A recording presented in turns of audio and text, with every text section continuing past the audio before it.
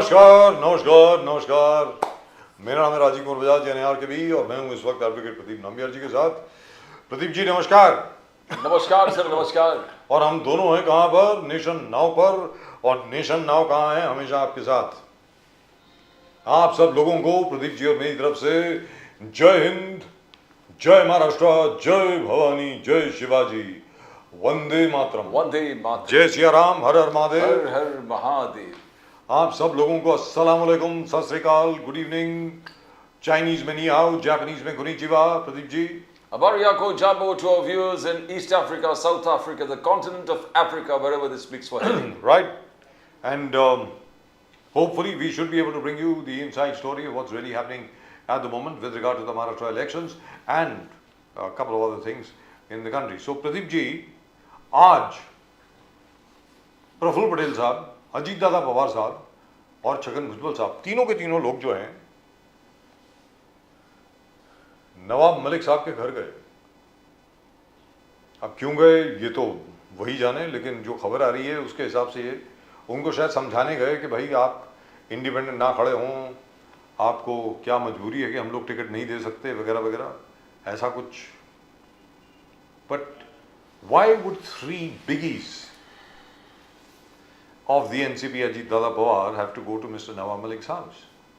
What do you Chhagan think? Bhujbal, Prafull Patel and Ajit Pawar first. I mean, probably sir, Nawab Malik must be realizing अगर वो शरद पवार जी के साथ था तो ये टिकट का कोई समस्या ही नहीं था. He would have got the ticket. He would have got it instantly. He would have got his daughter a ticket, and he would have got his brother Kaptan Malik a ticket. Yes. Here, in spite of breaking him from Sharad Pawar, who was he was a close confidant of, and he comes to Ajit Pawar, and then they have compromised the seat. They have compromised the seat because Devendra Fadnavis and the BJP put their foot down that he will not get the ticket. In Mayuthi, you have to. So, it's a loss for Nawab Malik. I mean, और जैसे प्रफुल्ल पटेल ने statement दिया कि instead of Nawab Malik, we given Sana Malik the ticket. So that itself shows that they have asked him not to contest, clear cut, that you'll be getting one ticket, and that one ticket is being given to Sana Malik. That's right. So he's out of the question, his brother is out of the question, and that's the end where probably another 5 years we don't know what's going to happen. I mean, nothing is clear. So Nawab Malik in fact has played his wrong moves in this political chessboard. If he was being with Pawar as we always, Sharad Pawar ji, probably he would have been victorious, his seats and everything is honored, but then he would not be out of jail. That's a possibility. That's one possibility that वो jail से बाहर नहीं होता. लेकिन अभी भी turn कर सकते थे, ऐसी क्या बात है? अब तो बाहर आ गए ना, अब क्या हो गया? अब क्या? अभी तो उठा करके वापस जेल में नहीं डाल सकते ना। वैसे भी he's out for health grounds. वैसे भी नवाब मलिक साहब को मतलब क्या, ये अजीत दादा पवार की तरफ से क्या मिला, क्या उनको? मुझे तो ये समझ में नहीं आ रहा क्या मिला। नहीं, हो सकता है कुछ मिला हो, हमें मालूम ना हो, जिस विषय के बारे में शायद हमें जानकारी ना हो। ये भी हो सकता है कि नवाब मलिक साहब के दिल के अंदर बड़ा गुस्सा हो शरद पवार साहब को लेकर के, क्योंकि सुनने में ये आ रहा था कि नवाब मलिक जो है अपनी दशा या दुर्दशा या जो भी है, जो जब जेल में थे वो शायद दोष दे रहे थे शरद पवार जी को कि Sharad Pawar ji didn't stand by him. हो सकता है, मुझे मालूम नहीं है। But then the same thing, but then Pradeep ji, the same thing happened to Anil Deshmukh. Yes. आप अनिल देशमुख साहब को देख लीजिए, he did not waver, he did not go towards Ajit Dada Pawar at all. He said no, I am there with Sharad Pawar and will continue to be with Sharad Pawar. That's it. Now that shows character. And लेकिन what do we call about Sanjay Raut also? He stood by. Yes. Jail में चला गया, jail में गए, he suffered all humiliations, but he stood there. लेकिन प्रदीप जी, प्रफुल्ल पटेल, अजीत दादा पवार और भुजबल साहब, तीनों के तीनों का नवाब मलिक साहब के घर पे जाना, मतलब ये तो बहुत बड़ी चीज है ना। मतलब क्या है, क्या मतलब what could it be? Only one thing I can guess is that they had given him a lot of individual promises which they have not fulfilled, and they are feeling guilty about it, and that's why the entire top leadership of Ajit Pawar NCP is there at Nawab Malik's house to console him. That हमने वादे किए थे आपसे, वो वादे हम पूरा नहीं कर पा रहे. जी, and all three were at Nawab Malik's house today.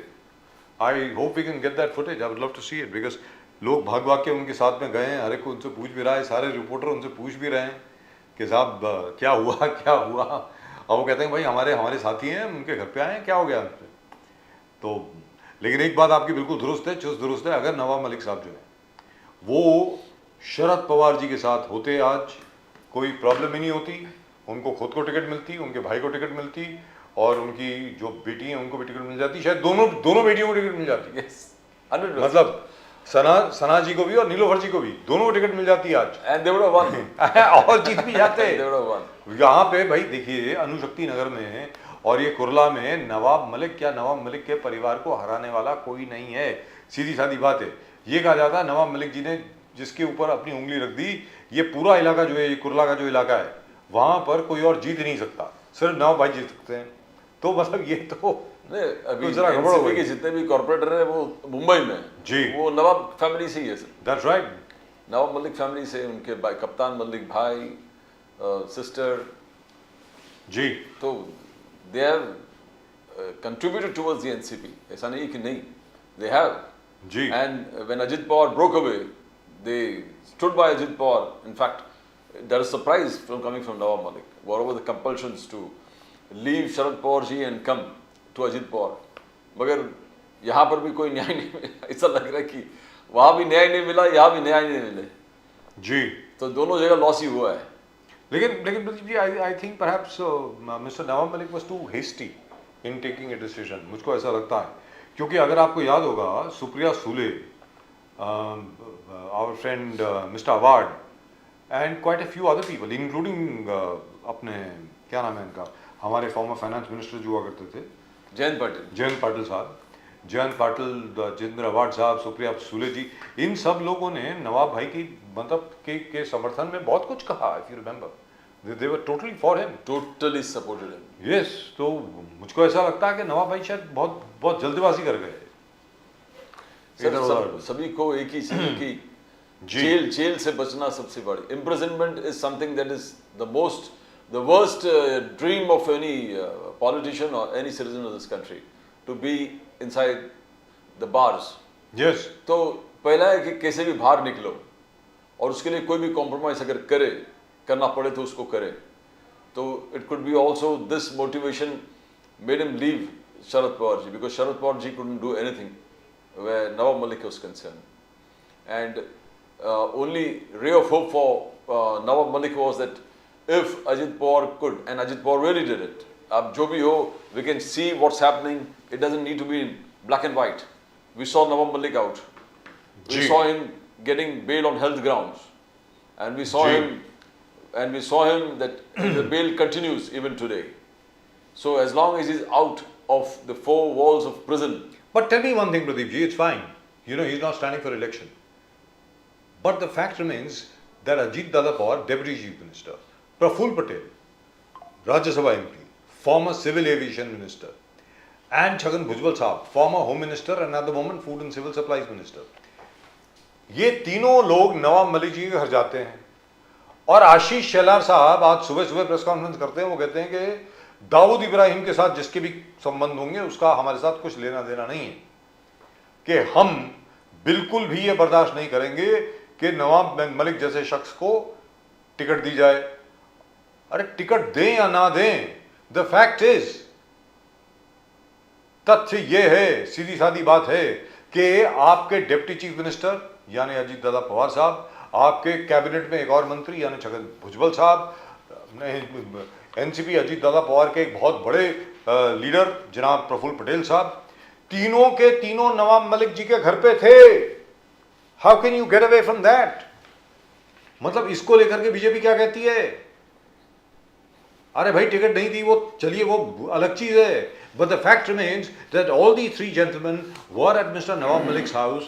They were all kind of requesting him or doing whatever, convincing him, please don't stand as an independent, we'll, look after your daughter, etc., etc. But the fact remains, you have accused Mr. Nawab Malik of having a business relationship with Dawood Ibrahim. So what are you going to do about it now? What is Mr. Devendra Fadnavis going to do about it now when he sees Mr. Ajit Dada Pawar, Mr. Praful Patel and Mr. Chhagan Bhujbal at Nawab Malik's house? That's as bad. Come to think of it. Sir, You can't just get away from it just by saying कि उसको ticket नहीं दी. अरे संबंध तो है ना, सामने दिख रहे हैं. Sir, एक चीज very very clear है. One thing as we were discussing ji. yesterday, you were discussing yesterday, Devendra Fadnavis has established himself as Vikas Purush, जी. नव महाराष्ट्र के विधाता, और जितने भी गुण गा रहे उनके बीजेपी और अलग अलग, आप पूरे टिकट डिस्ट्रीब्यूशन के आप दृश्य को देखिए. Fadnavis has got his way out. Only what he wants that prevailed. Everything that he wants prevailed, and nothing he doesn't want. Never. He never wanted, number one, Nawab Malik to get a ticket. Yeah, he has not been given a ticket. He has not got a ticket.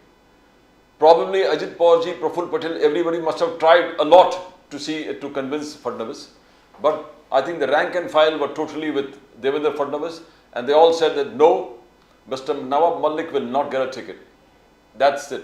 I mean, and it prevailed, and they prevailed because बहुत सारा चर्चा चल रहा था कि नवाब भाई को ticket मिलने वाले हैं, सना also has got a ticket, and तो ये सब हो रहा था. But ultimately, Praful Patel was forced to say today that Nawab Malik's ticket has been substituted and given to his Sana, daughter, Sana. his daughter Sana.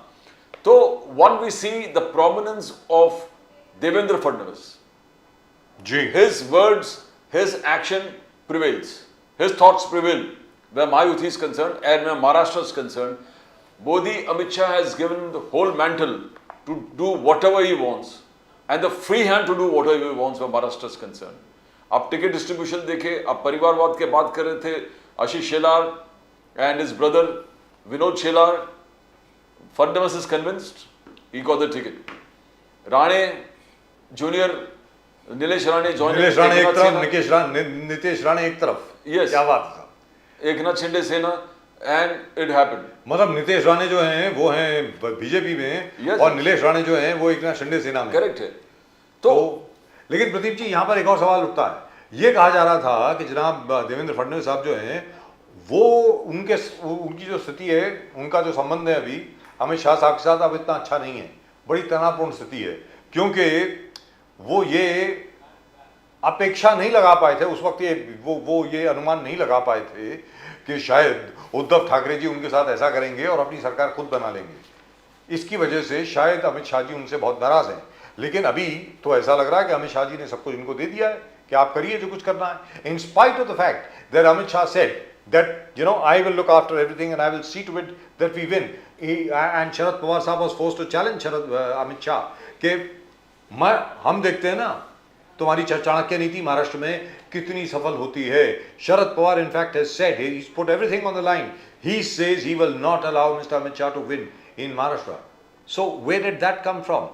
That trust on Devendra Fadnavis again, Pradeep ji. But आप देखो जो sequence है, party टूटना और शरद पवार के group टूटना, Ajit Pawar joining NCP, it was all when Amit Shah came to Mumbai and he says, he gave the direct threat that in politics you may or may not agree, but if you deceive, there is no excuse. Yes.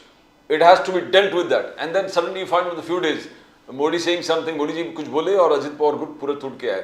तो all these things showed that Amit Shah did have control, but they have given Devendra Fadnavis a free hand mostly. But जहाँ जहाँ matter अभी अटक रहा है, I think Fadnavis is getting it done through Amit Shah. जी. जैसे कलीना वाले case है, assembly वाले case. Earlier Eknath Shinde was supposed to get this seat.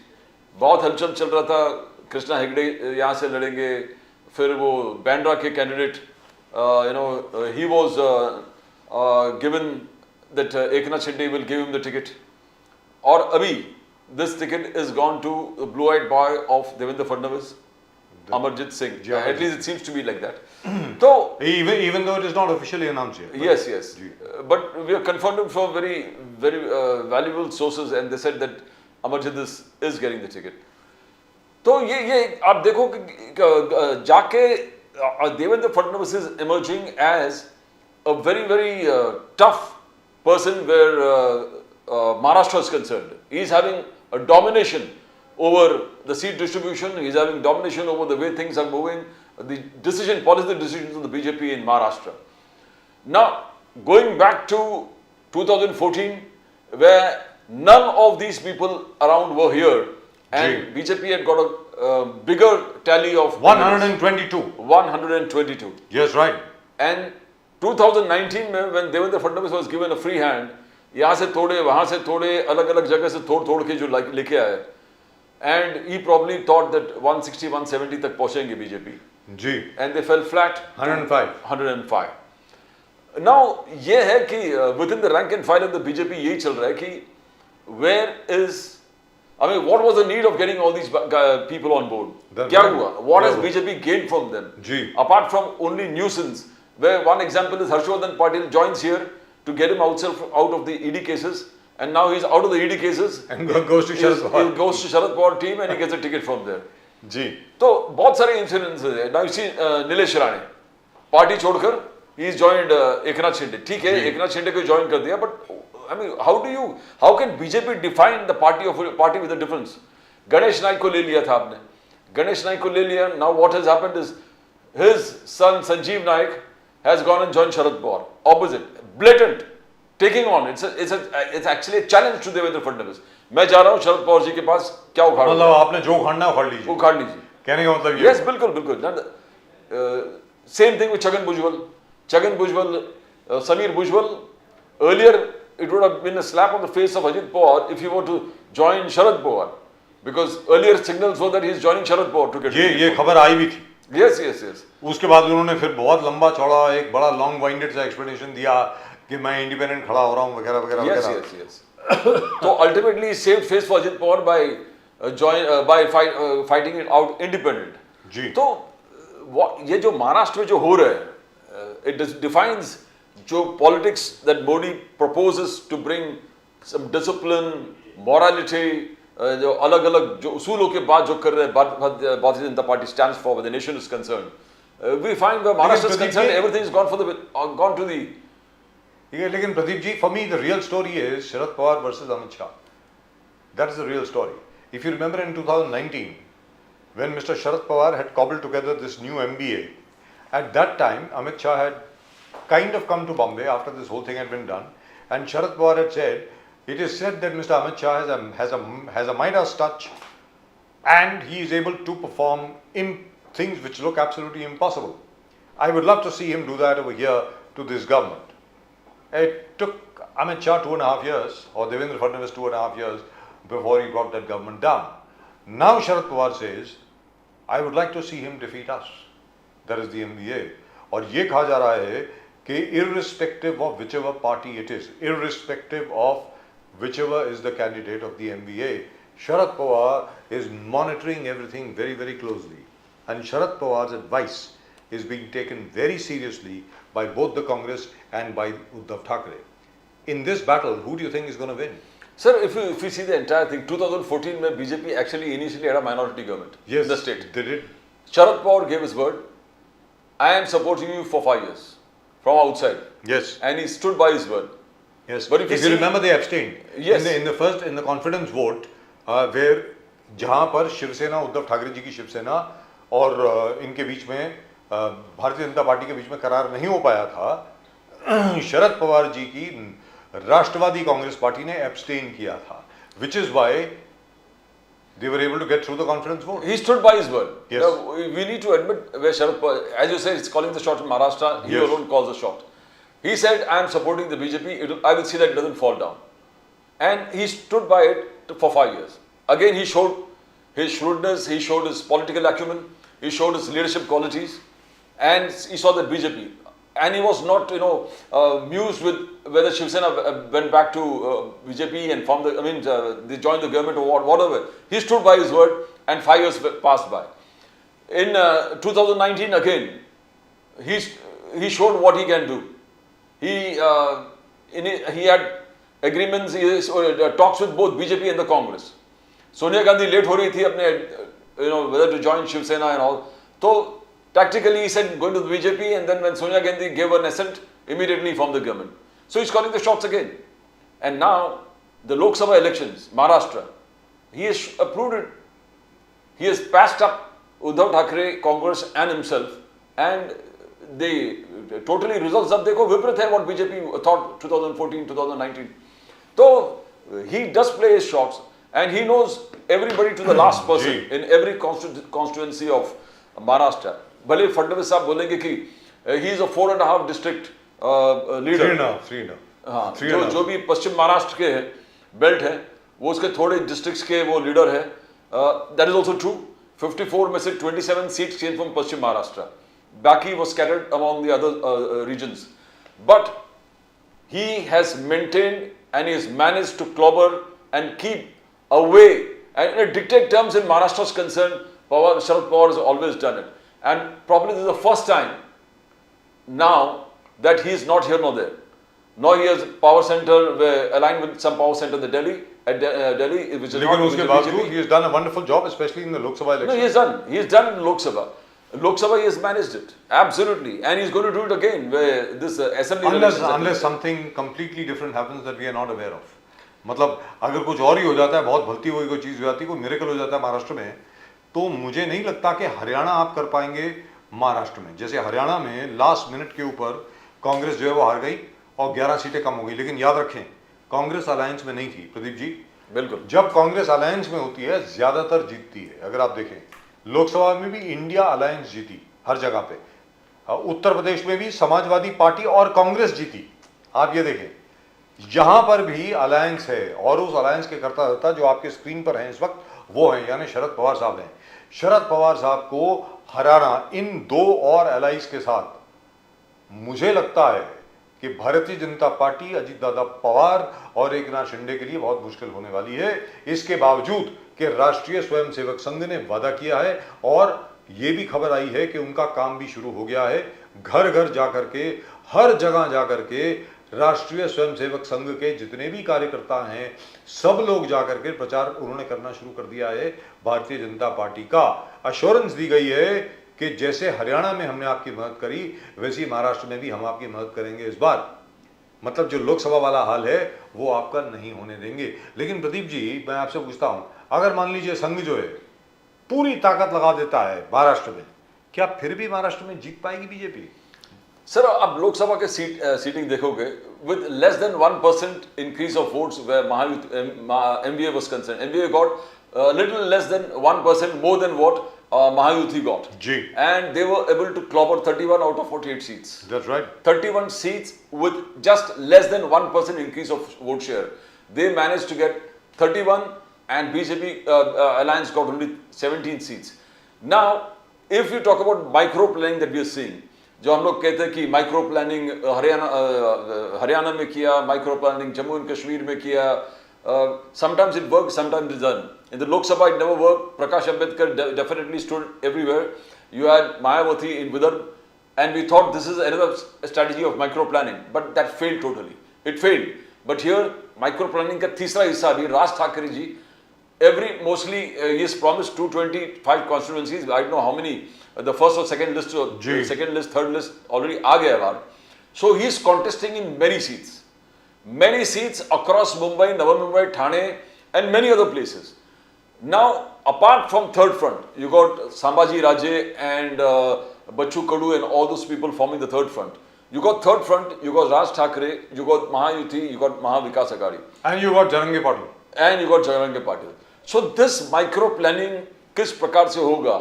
It will be very, very interesting. Micro planning of BJP failed where Maharashtra Lok Sabha was concerned. Will micro planning of BJP succeed where assembly elections of Maharashtra are concerned? That will be a big challenge. देखिए साहब, सबसे बड़ा issue अगर आपको याद होगा महाराष्ट्र के लोकसभा के चुनाव के दौरान पूरे देश में ही था, सिर्फ महाराष्ट्र में नहीं था.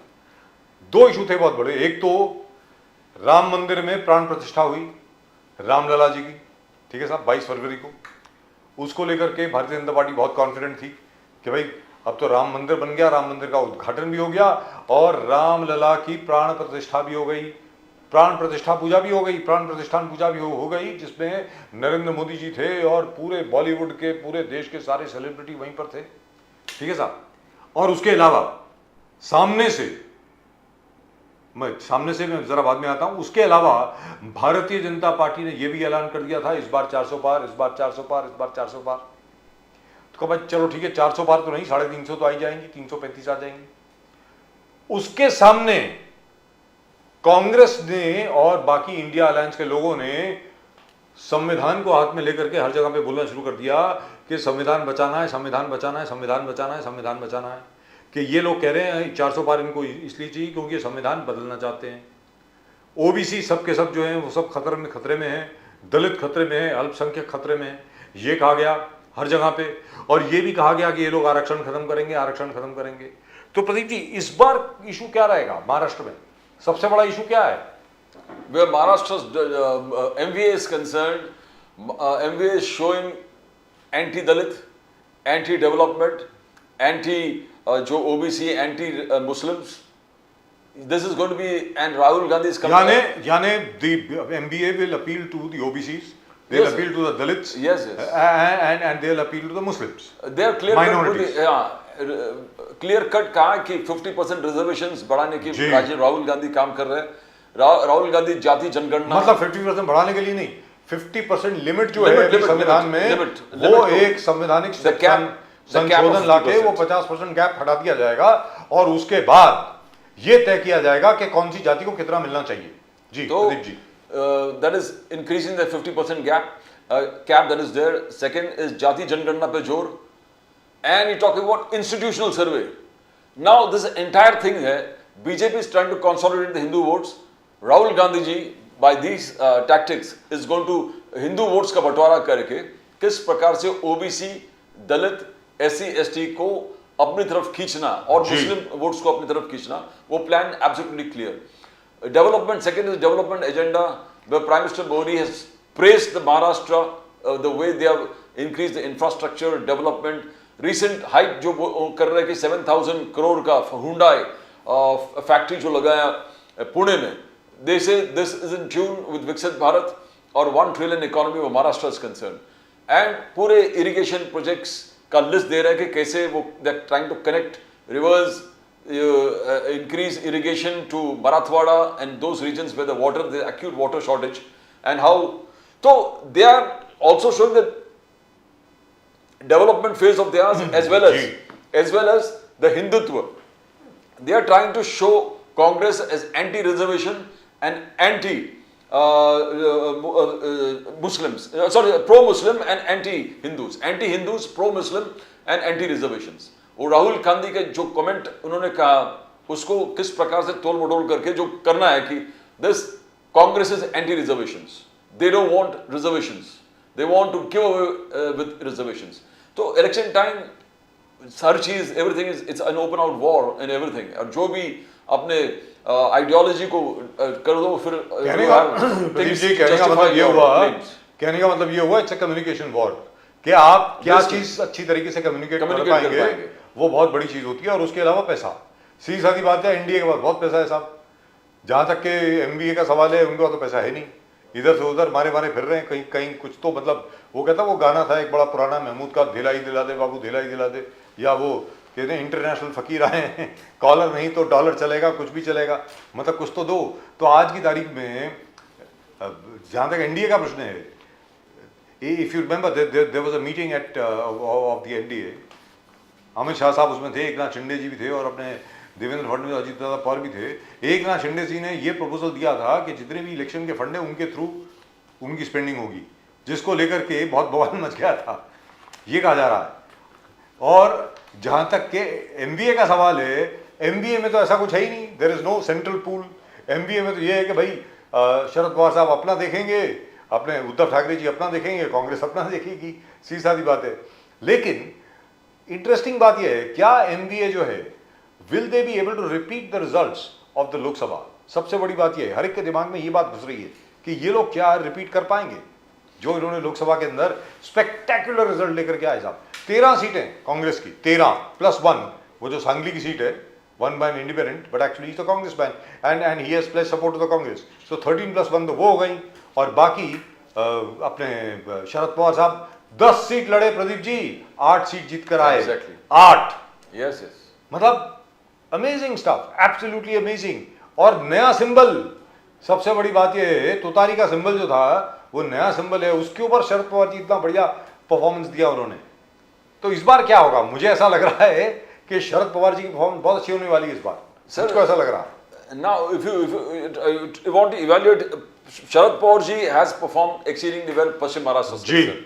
And Paschim Maharashtra is the only base where even Ajit Pawar is fighting for. दोनों का एक ही जगह लड़ाई है पश्चिम महाराष्ट्र में। पश्चिम महाराष्ट्र में शरद पवार जी ने गए बार 27 सीट्स लेके आए थे, 27 seats out of 70, and 27 seats out of 54 that he got, 50% of the seats came from Paschim Maharashtra. This time Ajit Pawar has his candidate all over where Paschim Maharashtra is concerned. Many of the winnable seats where Sharad Pawar has won, Ajit Pawar is directly, including Baramati. Baramati, Ajit Pawar versus Sharad Pawar's grandson. तो this प्रकार से चल रहा है योगेंद्र पवार.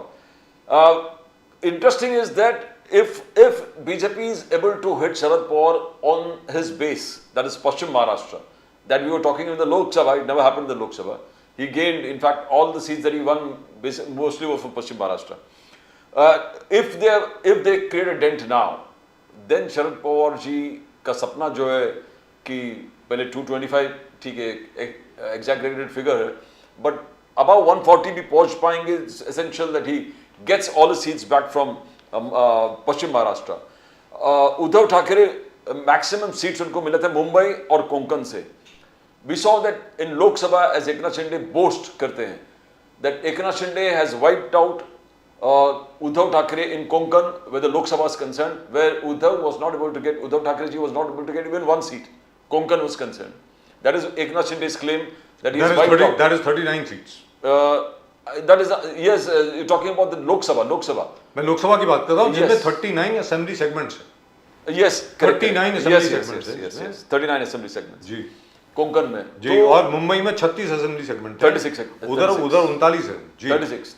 तो Uddhav Thackeray ji might, जो Mumbai is concerned, he might able to get back his feet where he got 14 seats last time. तो ये बार उतना ही नहीं, बट उसे लगभग आगे पीछे वो हासिल कर पाएंगे. बट कोंकण के जो 15 सीट है वो कैसे होगा? Because you got all the giants there with the Eknath Sena and rest with BJP. Narayan Rane with BJP. His son Nilesh Rane with Eknath Shinde ji, Deepak Kesarkar with Eknath Shinde, that's right. Uday Samant with Eknath Shinde, आगे जाके various other leaders, they are all with Eknath Shinde there. So when he boasts that I have take a clean sweep Konkan, Eknath Shinde is not wrong, because Uddhav Thackeray ji never got even one seat from Konkan when Lok Sabha elections is concerned. तो ये और ये सभी लोग जो हैं Pradeep ji, yes sir, सभी लोग जो हैं ये बड़े स्वरूप वाले लोग हैं साहब. मतलब ये लोग जो हैं, मतलब इनका दबदबा बहुत जबरदस्त है पूरे कोंकण में. तो इनको हराना जो है बहुत मुश्किल है, बहुत मुश्किल है. यहाँ पर घुसना भी, उद्धव ठाकरे जी के लोगों के लिए घुसना भी, यहाँ तक कि प्रचार करना भी बड़ा मुश्किल हो रहा है. सुनने में तो ये आया है, आपने खुद बताया मुझे कि वो हमारे उद्धव ठाकरे जी के सेना के ही कोई स्पोक्स पर्सन बोल रहे थे कि भाई गांव के अंदर हमें घुसने नहीं दिया जा रहा. राजन सालवी के वगैरह की हालत बहुत खराब कर रहे हैं. केसेस पे केसेस, उनके अलग अलग लीडर्स को बार बार ईओडब्ल्यू से समन आना, पेश होना, रोज स्टेटमेंट लेना, तो हैरेसमेंट बहुत हो रहा है. और ये सब they are jagirdars of their own places. जितने भी एकनाथ शिंदे जी के साथ है, उदय सामंत हो, गोगवले हो, दीपक केसरकर हो, नारायण. और सबसे बड़ी ये तो एक बात हो गई प्रदीप जी, ग्राउंड के ऊपर दे वेरी स्ट्रांग. और दूसरी बात क्या है कि एकनाथ शिंदे जी की परफॉर्मेंस देखिए ना, जबरदस्त परफॉर्मेंस है साहब. आप कुछ मर्जी कह लीजिए, एकनाथ शिंदे जी की जो परफॉर्मेंस है, जो उनका प्रदर्शन है बतौर मुख्यमंत्री की भूमिका में, वो बिल्कुल जबरदस्त है. आप उसको फॉल्ट नहीं कर सकते, आप जो मर्जी कह लीजिए. Eknath Shinde has worked harder, worked more and has been completely focused than any other chief minister. 2.5 साल में जो उन्होंने अचीव किया वो जबरदस्त किया है. बाकी सबके बारे में आप कुछ मर्जी कह सकते हैं, लेकिन this man on your screen, he's really worked very, very hard. So he's got work, he's got hard work, he's got lots of other things to back him, and then he's got the लाडकी बहन scheme. लाडकी बहना scheme जो है, मैं फिर बोल रहा हूं, कांग्रेस उसको अंडर एस्टिमेट कर रही है साहब. उनको लग रहा है कि कुछ नहीं होने वाला. अरे sir, this is money in the bank. How many installments have come till now? 3 के 4 installment आ गए, 6,000 रुपए मिल गया लोगों को. 4 installment मतलब 6,000 rupees have already come to the bank. Well, Vidarbha is one place, sir. Vidarbha is one place. When we talked about Uddhav Sena, we talked about Sharad Pawar. Ji. Congress has performed nicely where Vidarbha is concerned, excellently in the Lok Sabha. Congress has won many seats. BJP claimed that they will sweep Vidarbha, never happened. Last assembly elections भी देखोगे करीबन 15 seat Congress को वहां से मिला है. 15 seats. 15 seat Congress, and Vidarbha BJP had 29 seats out of 62. So BJP couldn't perform exceedingly well in Lok Sabha in Vidarbha. Can they emulate the 2014 results of 29 seats in Vidarbha? That's a challenge for the BJP. That's right. Because if they don't get the 29 seats or retain the 29 seats which they got in 2019, how will they form the government? That's right. Absolutely. And And this time they are fighting lesser number of seats. Pradeep. Yes. और 2014 की जो आप बात कर रहे हैं, BJP fought all the seats on their own. 2019 I said 29. 2019. Yes. हाँ, क्योंकि 2014 में भारतीय जनता पार्टी और शिवसेना अलग अलग लड़े थे. Yes. और भारतीय जनता पार्टी को 122 सीटें मिली थी. और सब लोगों की ये एडवाइस थी भारतीय जनता पार्टी को 2019 में भी कि भाई आप अलग लड़िए. In fact personally speaking, if the BJP had fought separately, they would have got more seats. That of course does not apply now. But this can go on. In the final analysis, in my personal opinion, it's going to be Sharad Pawar versus Amit Shah. That's what is actually happening. Let's be very, very clear. Irrespective of whatever anybody else might say, at the end of the day, these two stalwarts will decide the fate of these two political combinations. Here we have Sharad Pawar ji at the background, taking care of the coalition. उन्होंने पीछे रखकर सबको आगे करके पकड़ रहा है पूरे MVA को. But here we got Amit Shah leading from the front. There are two things. That's Sharad right. Pawar leading from the back and Amit Shah leading from the front. And on the other side, you've got the RSS. The RSS is now really and truly working very, very hard for the BJP. So, yeah, it's going to be rock and roll. Right? We have three very, very important guests indeed with us at the moment. All three are now with us, I believe. Shailesh Pandey ji, namaskar. नमस्ते नमस्ते राजीव जय जी, सिया राम कैसे हैं sir, जय सिया राम. कैसे हैं? जय सिया राम. बढ़िया है, आपका आशीर्वाद है. राकेश शेट्टी साहब, नमस्कार. जय हिंद. नमस्कार राजीव जी, प्रदीप जी. नमस्कार. मुकेश गांधी साहब, आपको भी नमस्कार. जय हिंद, जय महाराष्ट्र. कैसे हैं सर? नमस्कार. राकेश शेट्टी साहब, I start with you. Shetty साहब, या Shetty Saab, what is the exact situation according to you, as per your analysis, with regard to the MVA? Because I personally believe that the manner in which Mr. Sharad Pawar, Mr. Uddhav Thackeray, and of course Mr. Mallikarjun Kharge or Rahul Gandhi, the manner in which all of you have managed to overcome your differences, सारे differences को overcome करके जिस प्रकार आप लोगों ने seat sharing announce कर दी, मतलब people did not expect it. What does that show? What does that tell us? Shetty साहब. देखिए, सभी को नमस्कार, सभी पैनलिस्ट को. और सबसे पहली बात, आपने जो कहा कि जिस हिसाब से महाविकास आघाड़ी ने अपने जो सीट्स को बांटा है, अभी 85 सीट सबने ले लिया और सेकेंड राउंड में आप देखोगे कि 90 सीट सभी लोग लेंगे.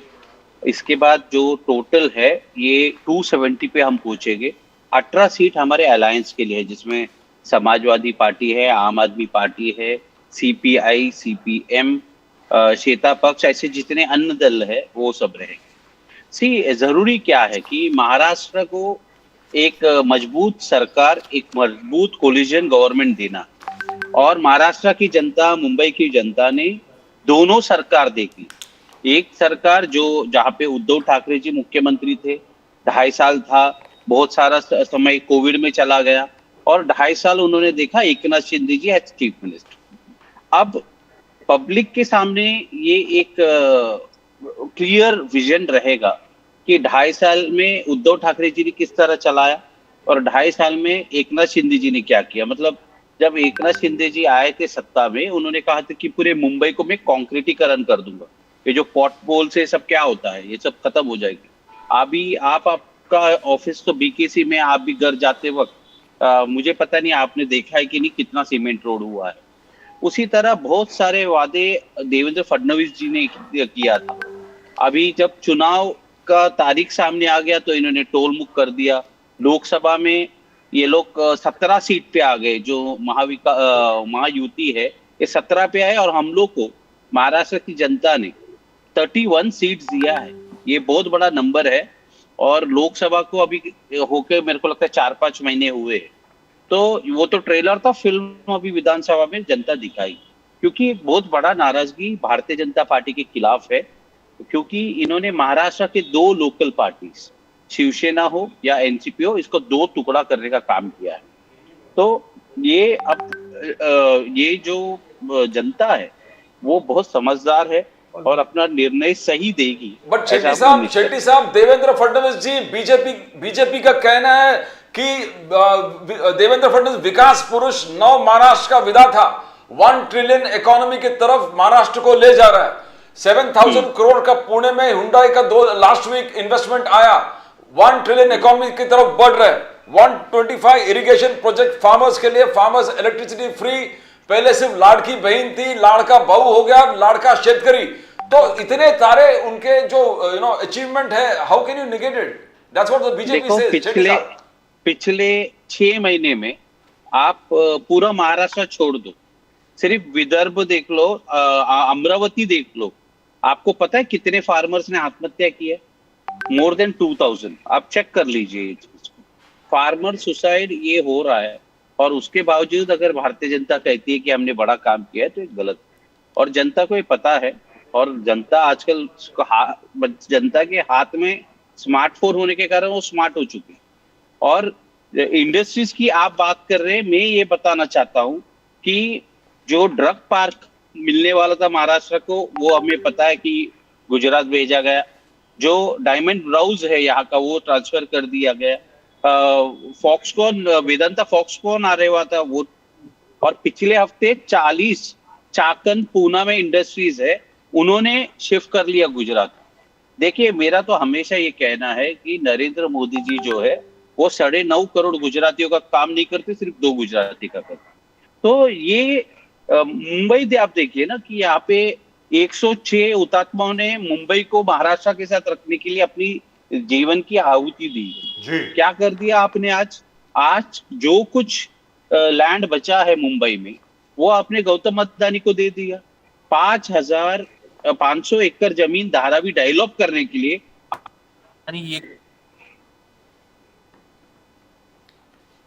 We lost your voice, sir. Hardly जी, देखिए, आप ये मार्क कर लीजिए मेरा वर्ड, लाडली बहन को मिल रहा है 1,500 रुपया, और लाडला बहू गौतम अदानी को दे रहे मुंबई के अंदर 1,500 एकड़ जमीन। तो ये इनका स्कीम है। और आज आपने कहा कि आरएसएस लग चुका है काम करने के लिए। लोकसभा में तो भारतीय जनता पार्टी के राष्ट्रीय अध्यक्ष जेपी नड्डा जी ने कहा था कि हमें जरूरत नहीं है आरएसएस की, भारतीय जनता पार्टी खुद सशक्त हुए। आरएसएस भी इसलिए पड़ा क्योंकि उनको पता है कि महाराष्ट्र में आरएसएस का जन्म हुआ था, नागपुर में उनका मुख्यालय है। अगर उस राज्य का सत्ता उनके पास नहीं रहेगा तो क्या करेंगे? तो मगर जनता ने अपना जो लिटमस पेपर टेस्ट है ना, ये कर चुका है लोकसभा में। जिस तरह लोकसभा में लोगों ने हमें आशीर्वाद दिया है महाविकास आघाड़ी को, मुझे पूरा उम्मीद है उसी तरह आने वाले विधानसभा भी हमें जनता का भरपूर प्यार और आशीर्वाद मिलेगा, और यहाँ पे जो सरकार है वो महाविकास आघाड़ी का हो। Shailesh Pandey ji from the BJP. Shailesh Pandey ji, Amit Shah sahab उन्होंने चैलेंज एक्सेप्ट किया है और उन्होंने हर एक को ये कहा है, सुनने में ये आया है और ये बड़े विश्वसनीय सूत्रों से है कि जितने भी भारतीय जनता पार्टी के कार्यकर्ता हैं एक एक गांव में जाएंगे, कोई दरवाजा नहीं है जो खटखटाएंगे नहीं, कोई घर नहीं है जिसके पास जाकर के भारतीय जनता पार्टी का प्रचार नहीं करेंगे। शैलेश पांडे जी बोलिए। नहीं, देखिए राजीव जी, आज के समय में भारतीय जनता पार्टी आज विश्व की सबसे बड़ी पार्टी पूरे विश्व में है। और भारतीय जनता पार्टी विचारधारा की पार्टी है, कैडर बेस्ड पार्टी है। और भारतीय जनता पार्टी के कैडर्स घर घर गली गली एक व्यक्ति व्यक्ति से मिलकर भारतीय जनता पार्टी की विचारधारा को, भारतीय जनता पार्टी के कामों को, भारतीय जनता पार्टी के विकास को जन जन तक पहुंचाने का काम करते हैं, सेवा का काम करते हैं। और अभी हमारे मित्र शेट्टी जी ने कह रहे थे कि लोगों के हाथ में स्मार्टफोन आ गया है, इसलिए महाराष्ट्र की जनता अब स्मार्ट हो गई है। बिल्कुल, मैं इनके इस बात का पूरा मैं स्वागत करूंगा और ये कहूंगा कि आज वो जो स्मार्टफोन है, उस स्मार्टफोन के कारण आज जो भी हम किसान सम्मान निधि हमारी नरेंद्र मोदी जी ने दिया हो या हमारी महायुति के महाराष्ट्र की सरकार ने दिया हो, वो सीधा स्मार्टफोन के माध्यम से उनके अकाउंट्स में जा रहा है। और लाडली बहन योजना का जो अब तक 7,500 रुपए प्रत्येक बहन के अकाउंट में गया हुआ है, और जितनी भी योजनाएं हैं उसका सीधा लाभ हमारे उन लाभार्थियों को हो रहा है, चाहे वो महिला हो, युवा हो, दलित हो, शोषित हो, पीड़ित हो, कोई भी लाभार्थी हो, किसी भी समाज का हो, किसी भी वर्ग का हो, सभी को लाभ मिल रहा है, वो डायरेक्ट लाभ मिल रहा है। और एक समय ऐसा था जब स्वयं कांग्रेस पार्टी के उस वक्त के प्रधानमंत्री राजीव गांधी जी कहते थे कि हम दिल्ली से जब 1 रुपया भेजते हैं तो 85 पैसा रास्ते में गायब हो जाता है और 15 पैसा ही पहुंचता है गरीबों या जरूरतमंदों या लाभार्थियों की जेब में। तो ये तो उन्होंने खुद एक्सेप्ट किया हुआ था कि 85% का भ्रष्टाचार राष्ट्रव्यापी तौर पे हो रहा है। आज वो 85% का भ्रष्टाचार किसने खत्म किया? उस भ्रष्टाचार को खत्म करने का काम देश के यशस्वी प्रधानमंत्री आदरणीय नरेंद्र मोदी जी ने किया है। डायरेक्ट बेनिफिट ट्रांसफर करके डीबीटी के माध्यम से आज सारे लाभार्थियों को डायरेक्ट पैसे जा रहे हैं, चाहे किसान हो चाहे महिला हो। और मैं आपको बताता हूं, आज महाराष्ट्र के अंदर वाणगढ़ बंदरगाह के माध्यम से जो हम नया एक काम करने जा रहे हैं, जिससे 1 लाख लोगों का नया रोजगार सृजन होगा। अमरावती में अमरावती वस्त्रोद्योग पार्क का जो अभी उद्घाटन हुआ है, वहां पर 1 लाख नए रोजगार काम सृजन करने जा रहे हैं। महाराष्ट्र के, चाहे वो विदर्भ हो, चाहे वो पश्चिम महाराष्ट्र हो, चाहे वो कोंकण हो, चाहे वो खानदेश हो, चाहे वो पश्चिम महाराष्ट्र हो, हर जगह पर शैलेश पांडे जी, नाना पाटोले जी ने आरोप लगा दिया आप पर।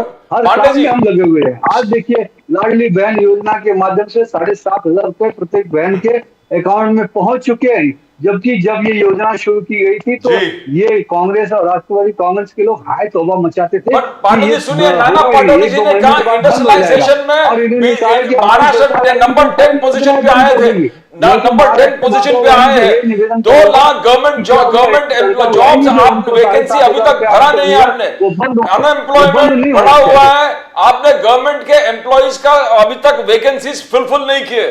Young farmers are committing suicide. Nana Patole, 1 रुपया जो क्रॉप इंश्योरेंस है उसमें कंपनीज को फायदा हो रहा है, फार्मर्स को कोई फायदा नहीं हो रहा है। फार्मर्स ना ऑनलाइन फॉर्म भर पा रहा है, 72 आवर्स के अंदर ना पंचनामा हो रहा है, ना कोई योजना में सरकार की तरफ से फार्मर्स किसान को कोई मदद हो रहा है। तो इंडस्ट्रियलाइजेशन में नंबर 10 पोजीशन पे आ गया। 2 लाख वैकेंसीज अभी तक आपने भरा नहीं है सरकारी वैकेंसी। तो ये आरोप बहुत जबरदस्त, बहुत इंपैक्टफुल आरोप लगाए आप पे पांडे जी। नहीं, मैं ये सारे आरोप बेबुनियाद हैं, इस पे कोई बुनियाद नहीं है सर, मैं इसका खंडन करता हूँ। मैं आपको बताना चाहूंगा कि जो डेवलपमेंट हमारी महायुति की सरकार ने किया है, हमारी एकनाथ शिंदे जी मुख्यमंत्री बनने के पहले और ये महायुति की सरकार आने के पहले महाराष्ट्र फॉरेन इन्वेस्टमेंट के मामले में 3-4 नंबर पे चला गया था। प्रदीप जी, आज महाराष्ट्र फिर से देश का नंबर 1 राज्य हमने बनाया, महायुति के शासन में हमने बनाया, और महाराष्ट्र को आज हम एक बार फिर से सबसे ज्यादा फॉरेन इन्वेस्टमेंट लाने वाला राज्य हमने 1 नंबर पे हमने लाया है। आज नए नए यहाँ पे उद्योग लग रहे हैं, नए नए डेवलपमेंट हो रहे हैं, नए नए रोजगारों का सृजन हो रहा है अलग अलग क्षेत्रों में। और हम खास तौर से जो आदिवासी क्षेत्र है, पिछड़े हुए क्षेत्र है, उन क्षेत्रों पर भी हमारा ध्यान गया है। आजादी के 75 साल तक कभी भी आदिवासी क्षेत्र में, ये स्थिति कभी नहीं देखी गई महाराष्ट्र में, मराठवाड़ा में ये कांग्रेस पार्टी कभी नजर नहीं देखी गई। महाराष्ट्र में पानी के 25 या 26 साल के किसान आत्महत्या कर रहे हों। पहले जो लोग आत्महत्या करते थे वो 45 साल के ऊपर हुआ करते थे। आज की तारीख में 25 साल के किसान भी आत्महत्या कर रहे हैं सर। बोलिए शैलेश पांडे जी। देखिए राजीव जी, मुझे जहां तक आत्महत्या बढ़ने का जो कारण मुझे ऐसा लगता है कि पहले महाराष्ट्र के अंदर बेमौसम बारिश की जो तादाद रहती थी वो उतनी नहीं थी। लेकिन आज मैं पिछले कुछ सालों से ये देख रहा हूं कि बेमौसम बारिश, मौसम बिगड़ गया है कहीं ना कहीं, और बेमौसम बारिश हो जाती है जिसकी वजह से किसानों के फसल नष्ट हो राइट। जाते हैं, किसानों को तरह तरह जी। की तकलीफियां आती हैं। और ये दुरुस्त बेमौसम बारिश के कारण ये जो ये बात नए, गलत नहीं है। तरीके से This is- लोगों का this is नुकसान not हो रहा है, incorrect. वो भी एक कारण हो जी सकता है, कारण है। लेकिन फिर भी आपके पास हमारी वापस आता हूं सरकार सर। मुकेश गांधी किसानों साहब अभी के तक कुछ लिए बोले नहीं है। नए मुकेश गांधी साहब, मुकेश गांधी साहब, आज सुबह सुबह हम लोगों ने देखा है कि आपकी पार्टी के अजीत दादा पवार साहब, प्रफुल्ल पटेल साहब, छगन भुजबल साहब, तीनों के तीनों नवाब मलिक साहब के घर पे गए, उनको मना रहे हैं और कह दिया कि बस सना मलिक जी खड़ी होंगी चुनाव में, क्योंकि भारतीय जनता पार्टी ने बहुत क्लियर कर दिया है कि अगर नवाब मलिक को टिकट दी गई तो अच्छा नहीं होगा वगैरह वगैरह। सर ये क्या है? तीनों इतने बड़े दिग्गज नेता नवाब मलिक के घर में जाके उनको मना रहे हैं। मुकेश गांधी साहब प्लीज बताएं जरा। सर, उनको मनाने का इसके लिए है क्योंकि बीजेपी को नवाब मलिक को इलेक्शन में रखना नहीं है साथ जी। में, तो मुझे लगता है कि नवाब मलिक नाराज न हो, इसलिए इन्होंने अपना बड़प्पन दिखा के उनके घर पे उनको जाकर के मनाया होगा कि आपकी बेटी को हमने दिया है, आप शांत रहो और हमारे इलेक्शन को आप इसके अंदर डिस्टर्ब मत करो, ऐसी बात कन्वे करने के लिए गए होंगे, ऐसा मुझे लगता है। अभी तीनों नेता बड़े हैं, वो क्यों गए मुझे पता नहीं है, पर मैं पर्सनली ऐसा सोचता हूं कि क्या नवाब मलिक के बिना इलेक्शन नहीं हो सकता? जरूर हो सकता है। भले पार्टी का स्टैंड होए कि नवाब मलिक को साथ में लेना है, पर जब यूपी गवर्नमेंट का अगर डिसीजन अमित शाह जी ने लिया होगा तो वो डिसीजन उनको मान्य करना पड़ेगा। पर अजीत दादा को पार्टी को संभाल के रखनी है, इसलिए नवाब मलिक को संवारने के लिए वो गए होंगे, ऐसा मुझे लगता है। प्रदीप जी। दूसरी बात, अभी हमारे शेट्टी साहब ने जो बताया कि बंबई के गुजरातियों का ये वो, और जिस तरह से उद्धव ठाकरे जी और जिस तरह से कांग्रेस आज की तारीख में बंबई के गुजरातियों को टारगेट कर रही है, क्योंकि अमित शाह और नरेंद्र मोदी जी हमारे गुजराती है, पर वो गुजराती सिर्फ नहीं है, वो देश के बहुत बड़े नेता है। वो भूल जाते हैं। उद्धव जी की वीडियो भी आपने देखी होगी जो व्हाट्सएप पे बहुत वायरल है, कांग्रेस के नाना पटोले की और उनके कई नेताओं ने गुजरातियों के खिलाफ इतना बड़ा अपना गुस्सा निकाला है कि जैसे अदानी पूरा महाराष्ट्र खा गया, अंबानी पूरा महाराष्ट्र खा गया। अरे भैया, बंबई में 60 लाख से ज्यादा गुजरातियों की बस्ती है और पूरे महाराष्ट्र में मिला के 1.25 करोड़ गुजराती लोग बसते हैं, और मारवाड़ी और वो जो है वो अलग। तो इतनी बड़ी बस्ती जो है वो महाराष्ट्र के प्रोग्रेस के लिए काम करती है। यहाँ बंबई में डायमंड ब्रूस जो बनाया है, उसके सामने सूरत वालों ने भी डायमंड ब्रूस बनाया, पर जो जितना सक्सेसफुल डायमंड ब्रूस आज बंबई में चलता है डायमंड का बिजनेस, उतना सूरत में नहीं है। सूरत में मैन्युफैक्चरिंग हब है खाली, पर ट्रेडिंग और एक्सपोर्ट ये सबसे बड़ा काम आज बंबई में होता है। तो जो रेवेन्यू जनरेशन जो होना चाहिए डायमंड के बिजनेस से, वो सबसे ज्यादा पंचरत्न और सारे हमारे डायमंड ब्रूस के जो बिल्डिंग है, प्रस्ता चैम्बर, यहाँ 7 से बहुत बड़ा बिजनेस चलता है। तो मेरी मेहरबानी करके कांग्रेस वालों को, एक मिनट सर, एक मिनट, मैं कांग्रेस वालों को और उद्धव ठाकरे जी को कहना चाहता हूं कि अमित शाह और नरेंद्र मोदी जी गुजराती है, इसलिए आप हमेशा उनके ऊपर आरोप करते हो, और अदानी जी ने कोई बंबई की लैंड खा नहीं गए हैं। सर, जो लैंड का अलॉटमेंट हुआ है वो लैंड के ऊपर डेवलपमेंट करेंगे। आज इसने जितना भी एयरपोर्ट बनाया है, जितना भी बंदर बनाया है, जितने भी इंफ्रास्ट्रक्चर के काम लिए, उसमें अदानी का 100% सक्सेस है। एंटी गुजराती काम की बात करने का ये शेट्टी साहब छोड़ दें, कांग्रेस छोड़ दे, उद्धव ठाकरे छोड़ दे, और मैं आपको लिख के रखता हूं राजीव जी कि ये समय में इनका जो तुष्टीकरण का प्रोग्राम मुस्लिम लीग के साथ मिलकर जो हो रहा है, वो सक्सेस होने वाला नहीं है। पर गांधी साहब के साथ, गांधी साहब द मेन अभी- इश्यूज के साथ कौन सा मेन इश्यूज अभी हिंदू जो बात ही नहीं कर रहे। 34 अभी lakhs, हिंदू जो है 34 lakh youth अभी are हिंदू जो unemployed। है वो ज्यादा और, जागरूक गांधी हुए साहब हैं उसका क्या, उसके पास और उसका हिंदुओं जवाब क्या को आपके पता पास? चल गया है। 2 लाख गवर्नमेंट आज जॉब्स आपने कांग्रेस fill में नहीं रहने किए। वाले भी ये तो एक मिनट fill सर, कर एक सकते मिनट तो सर, सरकारी प्रदीप जी नौकरी एक क्यों नहीं मिनट, fill किए? प्रदीप जी एक मिनट मेरा बात पूरा करने दो। प्रदीप जी, बोलिए बोलिए। कांग्रेस मुझे ने एक आज मिनट दे आज दीजिए। भी आज हिंदुस्तान में आज क्या है कि महाराष्ट्र में सर, मुकेश गांधी जिस साहब, एक तरह से सेकंड। वापिस एक वही सेकंड सर, वही राकेश शेट्टी तुष्टीकरण साहब का ने कहा कार्यक्रम कि जो might चल lose रहा है वो One second, कार्यक्रम sir. गलत चल Gandhi रहा साहब, है। I'll come back to you. दीजिए। Gandhi साहब, I'm coming back to you. I'll give you plenty of time. Rakesh Shetty साहब is traveling. We might lose the net. So, which is why I must go to him. Rakesh Shetty साहब, NCP and even the BJP accuses you of being anti-Gujarati. उसके बारे में बताइए sir, please. देखिए, मैं हमेशा ये कहता हूं कि नरेंद्र मोदी जी जो 9.5 करोड़ गुजराती है, उनका कोई काम नहीं करते, सिर्फ 2 गुजरातियों का काम। एक है अमित गलत शाह, बात है, उसके लड़के एकदम को गलत बात है। पहला बीसीसी। गलत बीच में बात बात मत है। करिए प्लीज, आपके समय नहीं, में, बीच में नहीं, आपके आप समय पे टोकन बात करोगे करिए, तो हम कैसे आप सुन लेंगे? बीच में बात मत आप करिए, इतना झूठ इस तरह क्यों डिबेट बोलते हो? नहीं होगा। क्या सारे लोग आप तो इतने गुजरातियों का सी- क्यों काम नहीं गांधी साहब, करते? आप इतने सीनियर अरे व्यक्ति हैं, नरेंद्र ऐसे मोदी जी गांधी भी ऐसे साहब सारे जो बीच में बात मत बोल बात रहे करिए। का काम करते हैं। राकेश बीच में शेट्टी क्यों साहब बात ने आपको कर- इंटरप्ट नहीं किया जब आप कह रहे थे, आप कह रहे थे तुष्टीकरण की राजनीति और गुजरातियों के खिलाफ कांग्रेस काम करती है, तब आपको इंटरप्ट नहीं किया, तो उनको बोलने दीजिए ना सर, प्लीज। राकेश शेट्टी साहब बोलिए, प्लीज। देखिए गुजराती तो हम हमारे भाई है और हमारे रहेंगे। इनका कोई मोनोपोली नहीं है गुजरातियों के ऊपर। हमारा ये कहना है कि ये दो गुजराती क्यों कहते हैं हम, क्योंकि महाराष्ट्र का एक इतिहास है, मुंबई का एक इतिहास है। 106 जो लोग हुतात्मा हुए वो ऐसे ही नहीं हुए, मुंबई को महाराष्ट्र में रखने के लिए। और जो ये बात कर रहे हैं ना, गौतम अदानी जी लेके नहीं जा रहे। आप स्टोरी बताइए देखिए ना। देखिए, आप ये तो ऐसे बीच में बात कर रहे बात करते हैं हो? आप फिर से गांधी बीच में साहब, बात आपको किए ना। बताना पड़ेगा। That's unfair, गांधी ये साहब। गांधी साहब, that's ये unfair. ऐसे I'll give you लोगों को, plenty थोड़ा of time. मैच्योर लोगों को लाइए जो डिबेट पे शांति से बैठे। जी बोलिए सर। अच्छा, आप बहुत शेट्टी साहब बोलिए, प्लीज। ये देखिए फिर से आप बात कर होमवर्क रहे हैं। करके आइए। गांधी साहब, होमवर्क please, this is करके not आइए। done. अरे Can we आप उनको show म्यूट Rakesh कर Shetty दीजिए। साहब on the screen, please? Please put Rakesh Shetty साहब on the screen. I'd like to know what he has to say. Are you anti-Gujarati, sir? You are being accused of being anti-Gujarat. बताए, बोलिए राकेश नहीं, शेट्टी साहब। बिल्कुल नहीं।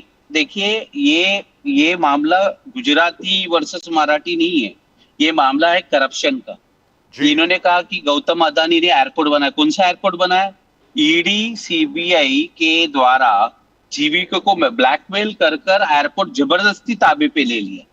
AI airport authority of India का एक law था कि देश में 2 एयरपोर्ट से ज्यादा कोई तीसरा एयरपोर्ट कोई कॉर्पोरेट को एक घराने को नहीं दे सकते। वो रूल को तोड़ा गया, मरोड़ा गया। रातों रात 10 एयरपोर्ट गौतम अदानी जी को दिया गया।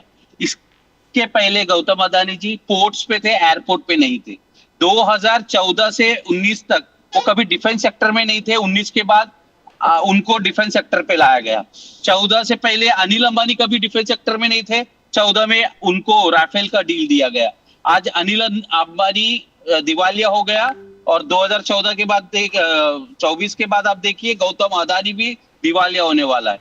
जिस तरह आप करप्शन कर रहे हो, और ये करप्शन एक व्यक्ति एक कॉर्पोरेट घराना के लिए गलत है। महाराष्ट्र का लोग देख रहे हैं और आप ये इनसे छुपा नहीं सकते। और जहां तक आपने गुजरात का बात किया, गुजरात का मैं प्रभारी रहा, मैं गुजरात के हर डिस्ट्रिक्ट जा चुका हूं। हमें पता है गुजरात में किस तरह एयरपोर्ट हो, बंदरगाह है, वो आपने अदानी के हाथ में दिया। संघवी सीमेंट करके था, उनको श्री सीमेंट करके एक कॉर्पोरेट घराना है नॉर्थ का, वो टेक ओवर करने का पेपर में आ जाता है। उसके बाद सीबीआई ईडी पहुंच जाती है श्री सीमेंट के वहां पे। 2 महीने बाद बिडिंग से बाहर हो जाते हैं गौतम अदानी, संघवी सीमेंट और उनका पोर्ट दोनों ताबे पे ले लेता है। तो ये सिस्टमेटिक तरीके से किया गया। और ये जो 2.5 साल इन्होंने सरकार चलाई है ना, ये पहले एकनाथ शिंदे को लिया, फिर अजित पवार को, पूरा ब्लैकमेलिंग का राजनीति है, वो भी जनता समझती है। एकनाथ शिंदे जी के वो ईडी का नोटिस था, नारायण राणे के ऊपर ईडी ने नोटिस किया, प्रताप सरनायक के ऊपर ईडी का केस था, अजित पवार के बारे में तो खुद देश के प्रधानमंत्री, ईमानदार प्रधानमंत्री जी ने कहा था 70,000 करोड़ का सिंचन घोटाला है। हसन मुशर्रफ के ऊपर ईडी का केस था, बेल पे बाहर थे, उनको मंत्री बनाया। आदर्श घोटाला वाले को इन्होंने राज्यसभा पहुंचा दिया, कोयला घोटाला वाले नवीन जिंदल को लोकसभा पहुंचा दिया। इस और वो फडणवीस जी जो ईमानदार है, वो बोलते थे न्यूज चैनल में आके, Ajit Pawar going to jail and चक्की पीसिंग, आज बाजू में बैठ के दोनों मिलके को क्या चक्की पीस रहे पता नहीं। तो ये पब्लिक को आप बेवकूफ मत बनाओ। आप लोग ने अगर ईमानदारी का स्टैंड लिया था तो सबको जेल भेज देते, आज सबको बाजू में बिठा के साथ में करप्शन कर रहे।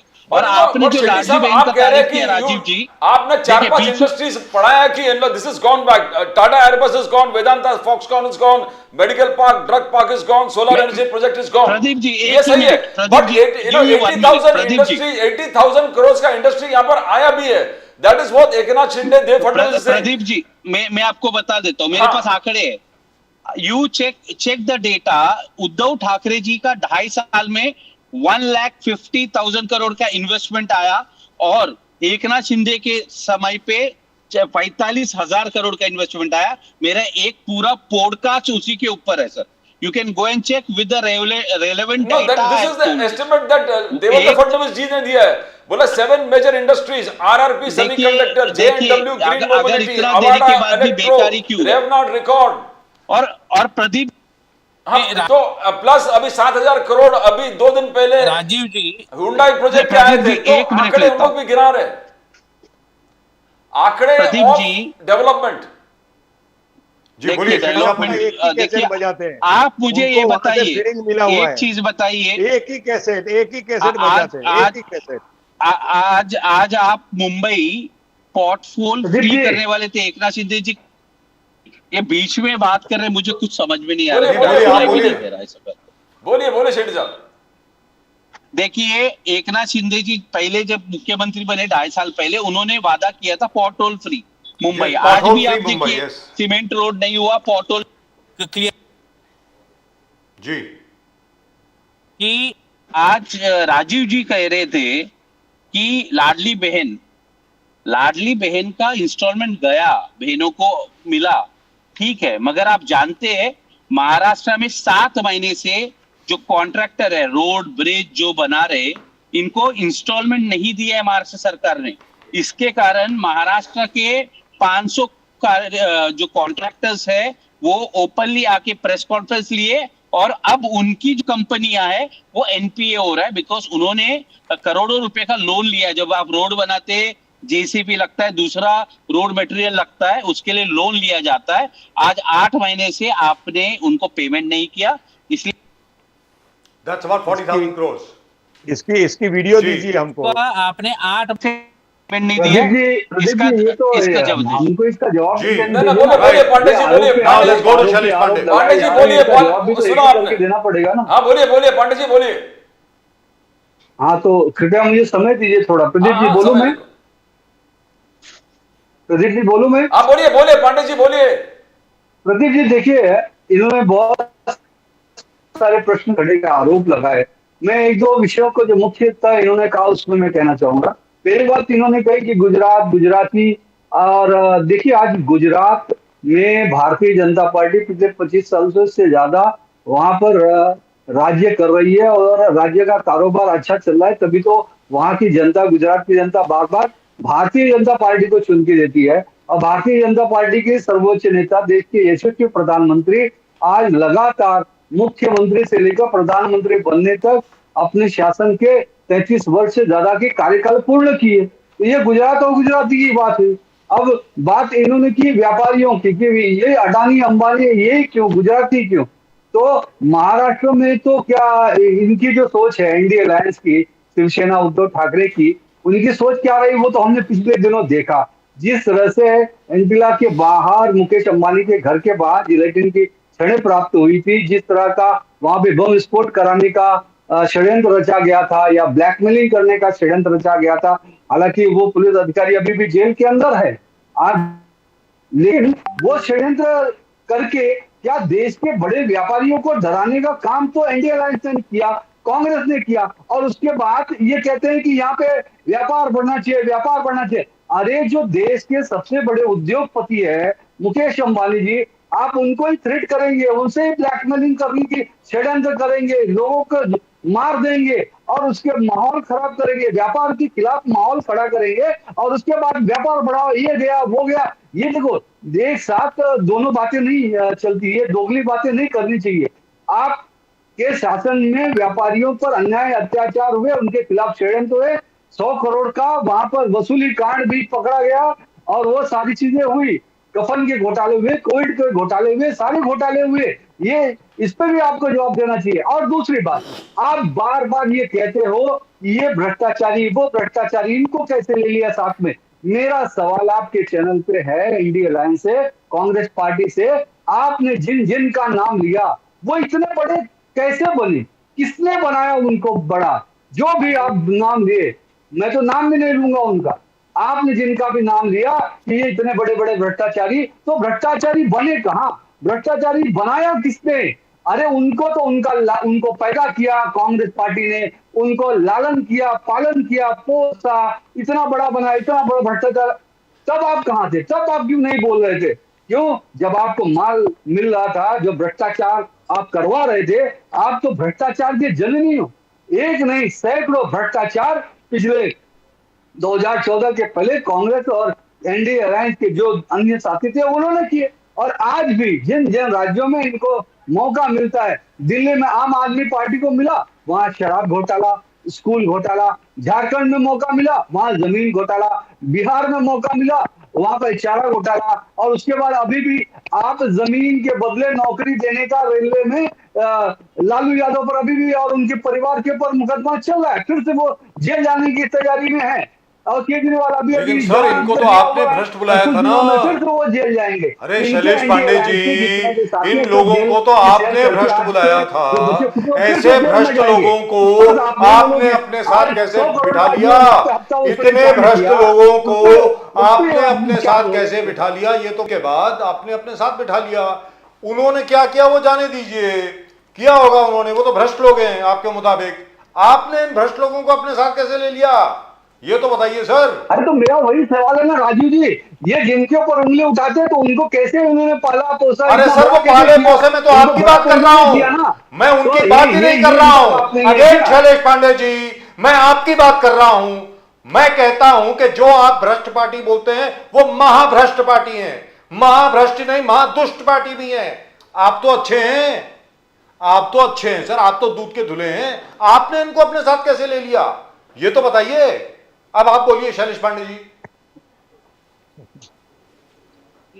नहीं, मेरा देखिए राजू जी यही कहना है कि महाराष्ट्र के अंदर उद्धव ठाकरे जब भी मुख्यमंत्री बने, अरे सर मैं अजीत दादा पवार की बात कर रहा हूं, घोटाले हुए, सर हसन मुशर्रफ की बात करो, जो घोटाला हुआ, छगन भुजबल जी की बात करो, सर क्या बोल रहे हो आप? मुकेश अंबानी जैसे उद्योगपति के उद्धव ठाकरे जी को जेल में डालिए। आज इनका भी अरे तो सर आपकी जवाब सरकार है, देना उद्धव चाहिए। ठाकरे को जेल में डालो ना। पांडे जी आप जवाब दूसरी जगह पे मत लेके जाओ। मैं अजीत पवार जी के बारे में बताना चाहता हूँ जी बोलिए। कि बीजेपी ने क्यों अजीत पवार जी के ऊपर मोदी जी ने एलिगेशन करने के बाद में लिया जी, क्योंकि वो आप जैसे अलग अलग इलेक्शन के अंदर, वो पहली बात है। दूसरी बात ये है कि नरेंद्र मोदी जी के बोलने के बाद भी अजीत पवार जी के ऊपर 17,000 का, जैसे शरद पवार दाऊद के साथ जुड़े हुए हैं, उन्होंने करोड़ों रुपए खाए हुए हैं, उद्धव ठाकरे ने करोड़ों रुपए खाए हैं, ऐसे जैसे एक एलिगेशन चालू किया था, वैसा ही एक ऑपोजिशन ने अजीत पवार जी के ऊपर एक ऐसा फेक एलिगेशन 17,000 देवेंद्र फडणवीस जी ने फेक एलिगेशन लगाए। देखो और देखिए, बाद में कोर्ट में केस चला, पूरा ईडी का इंक्वायरी हो गया और सब जगह से पता चला है जो लोग कि अजीत पवार जी का फडणवीस से जुड़े उनका केस डाइल्यूट हो गया। ये केस जितने भी आप देखो केस, चाहे वो रविंद्र वाइकर हो, अजीत पवार हो, केसेस डाइल्यूट किए, प्रफुल्ल पटेल के केसेस डाइल्यूट किए। क्लीन चिट मिल गया। आप बोल रहे हो कि एलिगेशन खोटा था, एलिगेशन तो देवेंद्र फडणवीस जी ने लगाए थे। सर देवेंद्र फडणवीस जी लगाए थे ना, तो देवेंद्र फडणवीस जी ने फेक एलिगेशन लगाया। ऑपोजिशन वाले लगाते ही है, उसमें क्या कर। मुझे आप एक बात बताइए कि 17,000 करोड़ का एलिगेशन लगाने आज तक वो कभी प्रूव हुआ है? उन्होंने अजीत पवार जी ने उसमें क्लीन, सर वही बात तो कांग्रेस बोलती है कि बोफोर्स डील का एलिगेशन आज तक प्रूव हुआ क्या? आज भी आज भी कई पॉलिटिशियन बीजेपी में आए हुए लोगों के ऊपर आज भी केसेस चालू है, सबका कंक्लूजन नहीं हुआ है। पर अजीत पवार का सर जो इस पे 70,000 मुझे ऐसा करोड़ लगता है सुनील किसी को दत्त ने- जस्टिफिकेशन देने की जरूरत ही नहीं ये है। बिल्कुल मुकेश गांधी नहीं हुआ है, साहब, sir. I am surprise you are giving a ये जस्टिफिकेशन बात- सर। ये सर story मुकेश क्या है, गांधी हम साहब, वहीं के वहीं कांग्रेस वाले चलाते हैं और हम उसको टेलीकास्ट करते सर हैं, बाकी मुकेश बात गांधी में कोई दम नहीं है। साहब, अजीत दादा पवार का एक वर्चस्व है, उनका एक हाँ रसूख जी। वाले आदमी है, ठीक है सर। पूरे क्या- वेस्टर्न क्या? महाराष्ट्र में शरद पवार जी के सामने आपको एक और पवार चाहिए था, सीधी सादी बात हाँ। है। It's a matter of politics, और जो अच्छा। मैटर लीगल मैटर है वो चलेगा या नहीं चलेगा, दैट्स इट। इसमें मुझे नहीं लगता जस्टिफिकेशन देने की जरूरत है, और ना ही बीजेपी को या किसी और को ये बोलने की जरूरत है that we are a completely clean party. No party is clean. But आप आज के तारीख में समीर भुजबल जिस प्रकार से अजीत पवार को छोड़ करके दूसरे पार्टी में ज्वाइन, इसका क्या जस्टिफिकेशन है? यानी सत्ता के लिए आप कुछ भी करोगे। This is the exactly. अब समीर भुजबल आपके मुंबई के अध्यक्ष थे, गांधी साहब मुंबई के अध्यक्ष, वो सीट छोड़कर जाके पहले शरद पवार जी के टिकट लेने वाले थे। और क्या अधिक जगन भुजबल ने प्रिवेल करे, फिर इंडिपेंडेंट लड़ रहे हैं वहां पर। मगर ये क्या शोभा देने वाली बात है? आज क्या पॉलिटिक्स से क्या आप सीख दे रहे हो? बीजेपी में ऐसा नहीं होता सर जी। गांधी बोलिए, साहब, गांधी साहब, शोभास्पद बोलिए। ये समीर भुजबल का क्या शोभास्पद हो गया? नहीं है। समीर भुजबल ने जो स्टैंड लिया है उसके लिए हमारे एनसीपी के अंदर बहुत ही असंतोष है कि उनको बंबई का अध्यक्ष बनाने के बाद में बंबई के संगठन में उनको ध्यान रखना चाहिए था, और उसकी जगह वो दूसरे इलेक्शन के एरिया में जाकर के यूपी गवर्नमेंट के सामने, और भुजबल जी को जब इतना पार्टी ने दिया है, आज पंकज भुजबल को भी अभी एमएलसी बनाया, इतना जी, देने के बनाया। बाद में भी अगर समीर भुजबल ने ये जो काम किया है वो बहुत गलत किया है, इसकी असर हमारे भुजबल जी के इलेक्शन में भी पड़ेगी। ये मुझे दुख से कहना पड़ता है। Which is sad, but I'll come to Shailesh Pandey जी। शैलेश पांडे जी, सबसे पहले सॉरी, ये मुझे शो के पहले बोलना चाहिए था, मैंने कल भी बोला था, आज दोबारा बोल रहा हूं। जो चाइना के साथ अब डील हो गई है लाइन ऑफ एक्चुअल कंट्रोल पर, the Chinese have started withdrawing. Congratulations to the entire country. A major deal has been worked out very patiently, very quietly. जिन लोगों को काम करना चाहिए था बहुत जबरदस्त तरीके से काम हुआ है। और रशिया के अंदर जिस तरीके से प्रधानमंत्री जी ने पहले व्लादिमीर पुतिन हो या फिर अपने जी जिनपिंग हो, उनके साथ बातचीत करके भारत का इंटरेस्ट जो सामने रखा है, I think we all need to congratulate the government. 2020 के बाद जो क्राइसिस हुआ चाइना पे, डेप्सैंग में, डेमचौक पे और गलवान वैली के अंदर जो हमारे फौजी मरे, हमने उनके फौजियों को मारा, जिस तरीके से पेशेंटली, मैं बोलता हूं इतना सब्र दिखाया है और इतनी अकल दिखाई है और इतनी चतुराई दिखाई है इस सरकार ने, मानना पड़ेगा।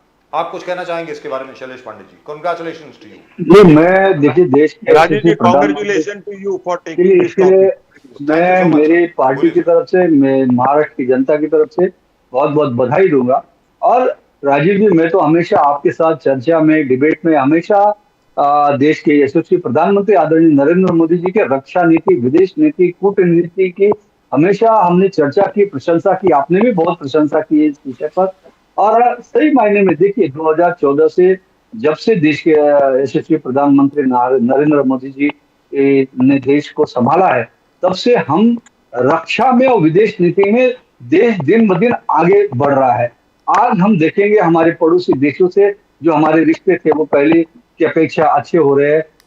गल्फ कंट्रीज के देशों से, यूरोप कंट्री के देशों से, अमेरिकन कंट्रीज के देशों से, सभी से रिश्ते बहुत अच्छे हो रहे हैं। और आज मैं तो ये देख रहा हूँ दुनिया के बहुत सारे बड़े देश आज भारत की सराहना कर रहे हैं, भारत नरेंद्र मोदी की सराहना कर रहे हैं, क्योंकि उनका मित्रवत व्यवहार, उनकी कूटनीति, उनको अपने देश की को आगे बढ़ाने की नीति। आज हम रक्षा बजट में भी देखेंगे तो पहले इसकी अपेक्षा बढ़ाया है उन्होंने। और खास तौर से जो रक्षा सौदा होता था, पहले हम हमेशा इंपोर्ट करते थे, आज हम एक बहुत बड़े रक्षा के क्षेत्र में एक्सपोर्टर बने हैं। आज हम बड़े बड़े हथियारों के अन्य देशों में बहुत बड़े एक्सपोर्ट कर रहे देश। आज हिंदुस्तान का नाम बढ़ रहा है हथियार एक्सपोर्ट करने में, रक्षा के नीति के। और दूसरे भी देशों के आज आप देखेंगे जहां जाओ वहां पर नरेंद्र मोदी जी के विदेश नीति की तारीफ हो रही है। ऑस्ट्रेलिया के And we are प्रधानमंत्री inviting ने so कहा many other Narendra countries Modi also का to join. बॉस। सबसे बड़ी बात ये हुई है आज व्लादिमीर पुतिन जी ने ये कहा कि हाँ, अगर यूक्रेन और रशिया के बीच में अगर कोई बीच में समझौता करना चाहता है, तो अगर प्रधानमंत्री नरेंद्र मोदी जी करना चाहते हैं तो वो कर सकते हैं। जी, आज बिल्कुल। उन्होंने खुलकर तो सामने से लेकिन नाम शैलेश लिया। पांडे जी, ये देश के लिए बहुत बड़ा गौरव की बात शैलेश है, पांडे जी, आप गर्व महाराष्ट्र की में बात है। वापस आ आज जाते देश को हैं। विश्वगुरु बना रहे देश के शैलेश यशस्वी पांडे जी, प्रधानमंत्री महाराष्ट्र में वापस नरेंद्र आते मोदी, हैं। जिससे देश के 140 करोड़ जी, नागरिकों का 140 करोड़ नहीं है सर, 153 करोड़ है। 56 इंच हो जाता है सर, और गर्व 13 से करोड़ सीना कम क्यों कर रहे फूल हैं? जाता है।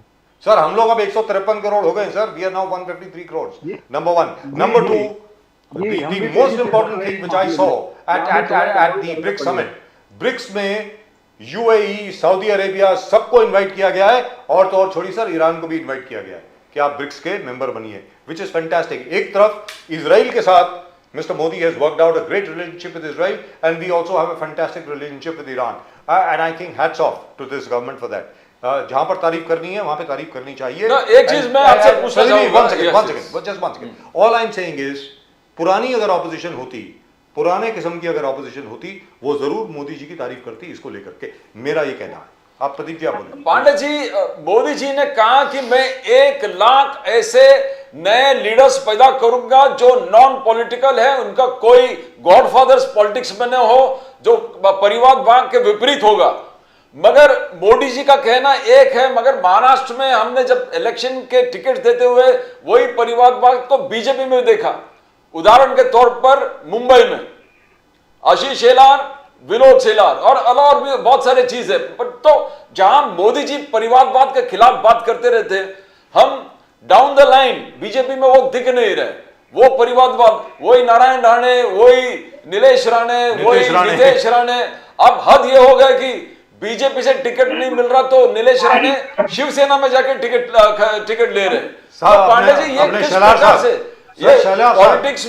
पॉलिटिक्स में किस प्रकार से क्या देख रहे हैं हम लोग? मोदी जी कुछ और बोल रहा, मगर ग्राउंड लेवल में कुछ और हो रहा है। पांडे जी, नहीं, ऐसी बात नहीं है प्रदीप जी। देखिए, आदरणीय नरेंद्र मोदी जी राष्ट्रीय स्वयंसेवक संघ के स्वयंसेवक रहे हैं, लंबे समय तक प्रचारक रहे हैं, और उसके बाद वहीं से संघ ने उनको भारतीय जनता पार्टी में भेजा। भारतीय जनता पार्टी के राष्ट्रीय महासचिव रहे, उसके बाद गुजरात के मुख्यमंत्री और देश के प्रधानमंत्री।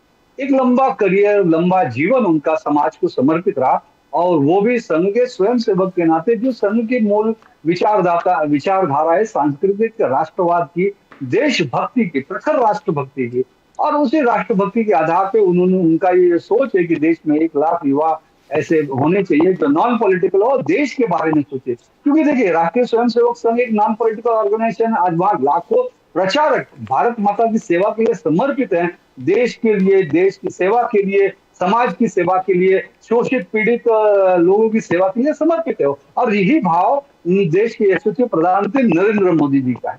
तब रही बात चुनाव की, चुनाव में अब जैसे आपने आशीष शेलार और विनोद शेलार की बात की, तो मैं तो व्यक्तिगत तौर से आशीष भाई को भी, और विनोद भाई भी हमारे महाराष्ट्र के प्रवक्ता हैं, मैं उनको अच्छी तरह से जानता हूँ। देखिए, आशीष भाई बांद्रा में काम करते हैं, बचपन से वो स्वयंसेवक रहे, अखिल भारतीय विद्यार्थी परिषद के नेता थे, बाद में भारतीय जनता पार्टी में आए, और महाराष्ट्र के शिक्षा मंत्री भी रहे, और बांद्रा से कई बार चुनाव भी जीता। और जहां तक विनोद शेलार जी की बात है, विनोद शेलार जी वो मलाड की में रहते हैं, मलाड के रहवासी हैं, उनका परिवार मलाड में रहता है, और मलाड में वो 3 बार नगर सेवक रह चुके हैं, वो पार्टी के बड़े सभापति रह चुके, और लंबा उनका एक्सपीरियंस है, वर्क है समाज सेवा का। वो भी संघ और अखिल भारतीय विद्यार्थी परिषद से भारतीय जनता पार्टी में आए, लगभग 30 वर्षों से ज्यादा से वो मलाड क्षेत्र की सेवा कर रहे हैं। तो वो दोनों का क्षेत्र अलग है, दोनों का कार्य क्षेत्र अलग है, और दोनों भाई सर काम पहले से कर रहे थे। ऐसा दोनों भाई तो हैं, से उठे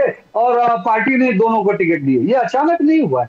आशीष शेलार जी 40 साल से काम कर रहे हैं, विनोद जी 30 साल से काम कर रहे हैं। तो और ऐसे विषय होते हैं, और जहां जो भी व्यक्ति संगठन से जुड़कर काम करते रहता, तो संगठन को न्याय भी देना तो पड़ता है ना, वरना ये होगा कि हाँ आदमी, मतलब कांग्रेस के संगठन में अगर भाई भाई काम करें तो परिवारवाद हो गया, आपके संगठन में काम करें तो परिवारवाद नहीं है। चैनलों पे भी कई बार उनको सुना होगा, वो काम करे। तो जो लोग पहले से काम कर रहे हैं, मैं उन पर तो ये पार्टी की जो जी भूमिका है, वो मुकेश पार्टी गांधी की साहब भूमिका आप कुछ बोलना सही चाह है। रहे थे, बोलिए। नहीं, पर पांडे जी, प्रदीप जी, हाँ, बोलिए, आपने बोलिए। जो प्रश्न उठाया है ना हाँ। सर, वो आपने बहुत सही प्रश्न उठाया है। हाँ, हाँ। नरेंद्र मोदी जी ने आइडियोलॉजिकली 1 लाख युवाओं को लाने की बात की है, बिल्कुल। पर हमारे यहाँ जो पार्टी सिस्टम चल रही है, वो जी। बीजेपी, कांग्रेस, एनसीपी, शिवसेना, जो भी गिनो, वो परिवारवाद को बड़ी पुष्टि देती है और अपने अपने ग्रुपों को ऐसी पुष्टि देते हैं कि जिसमें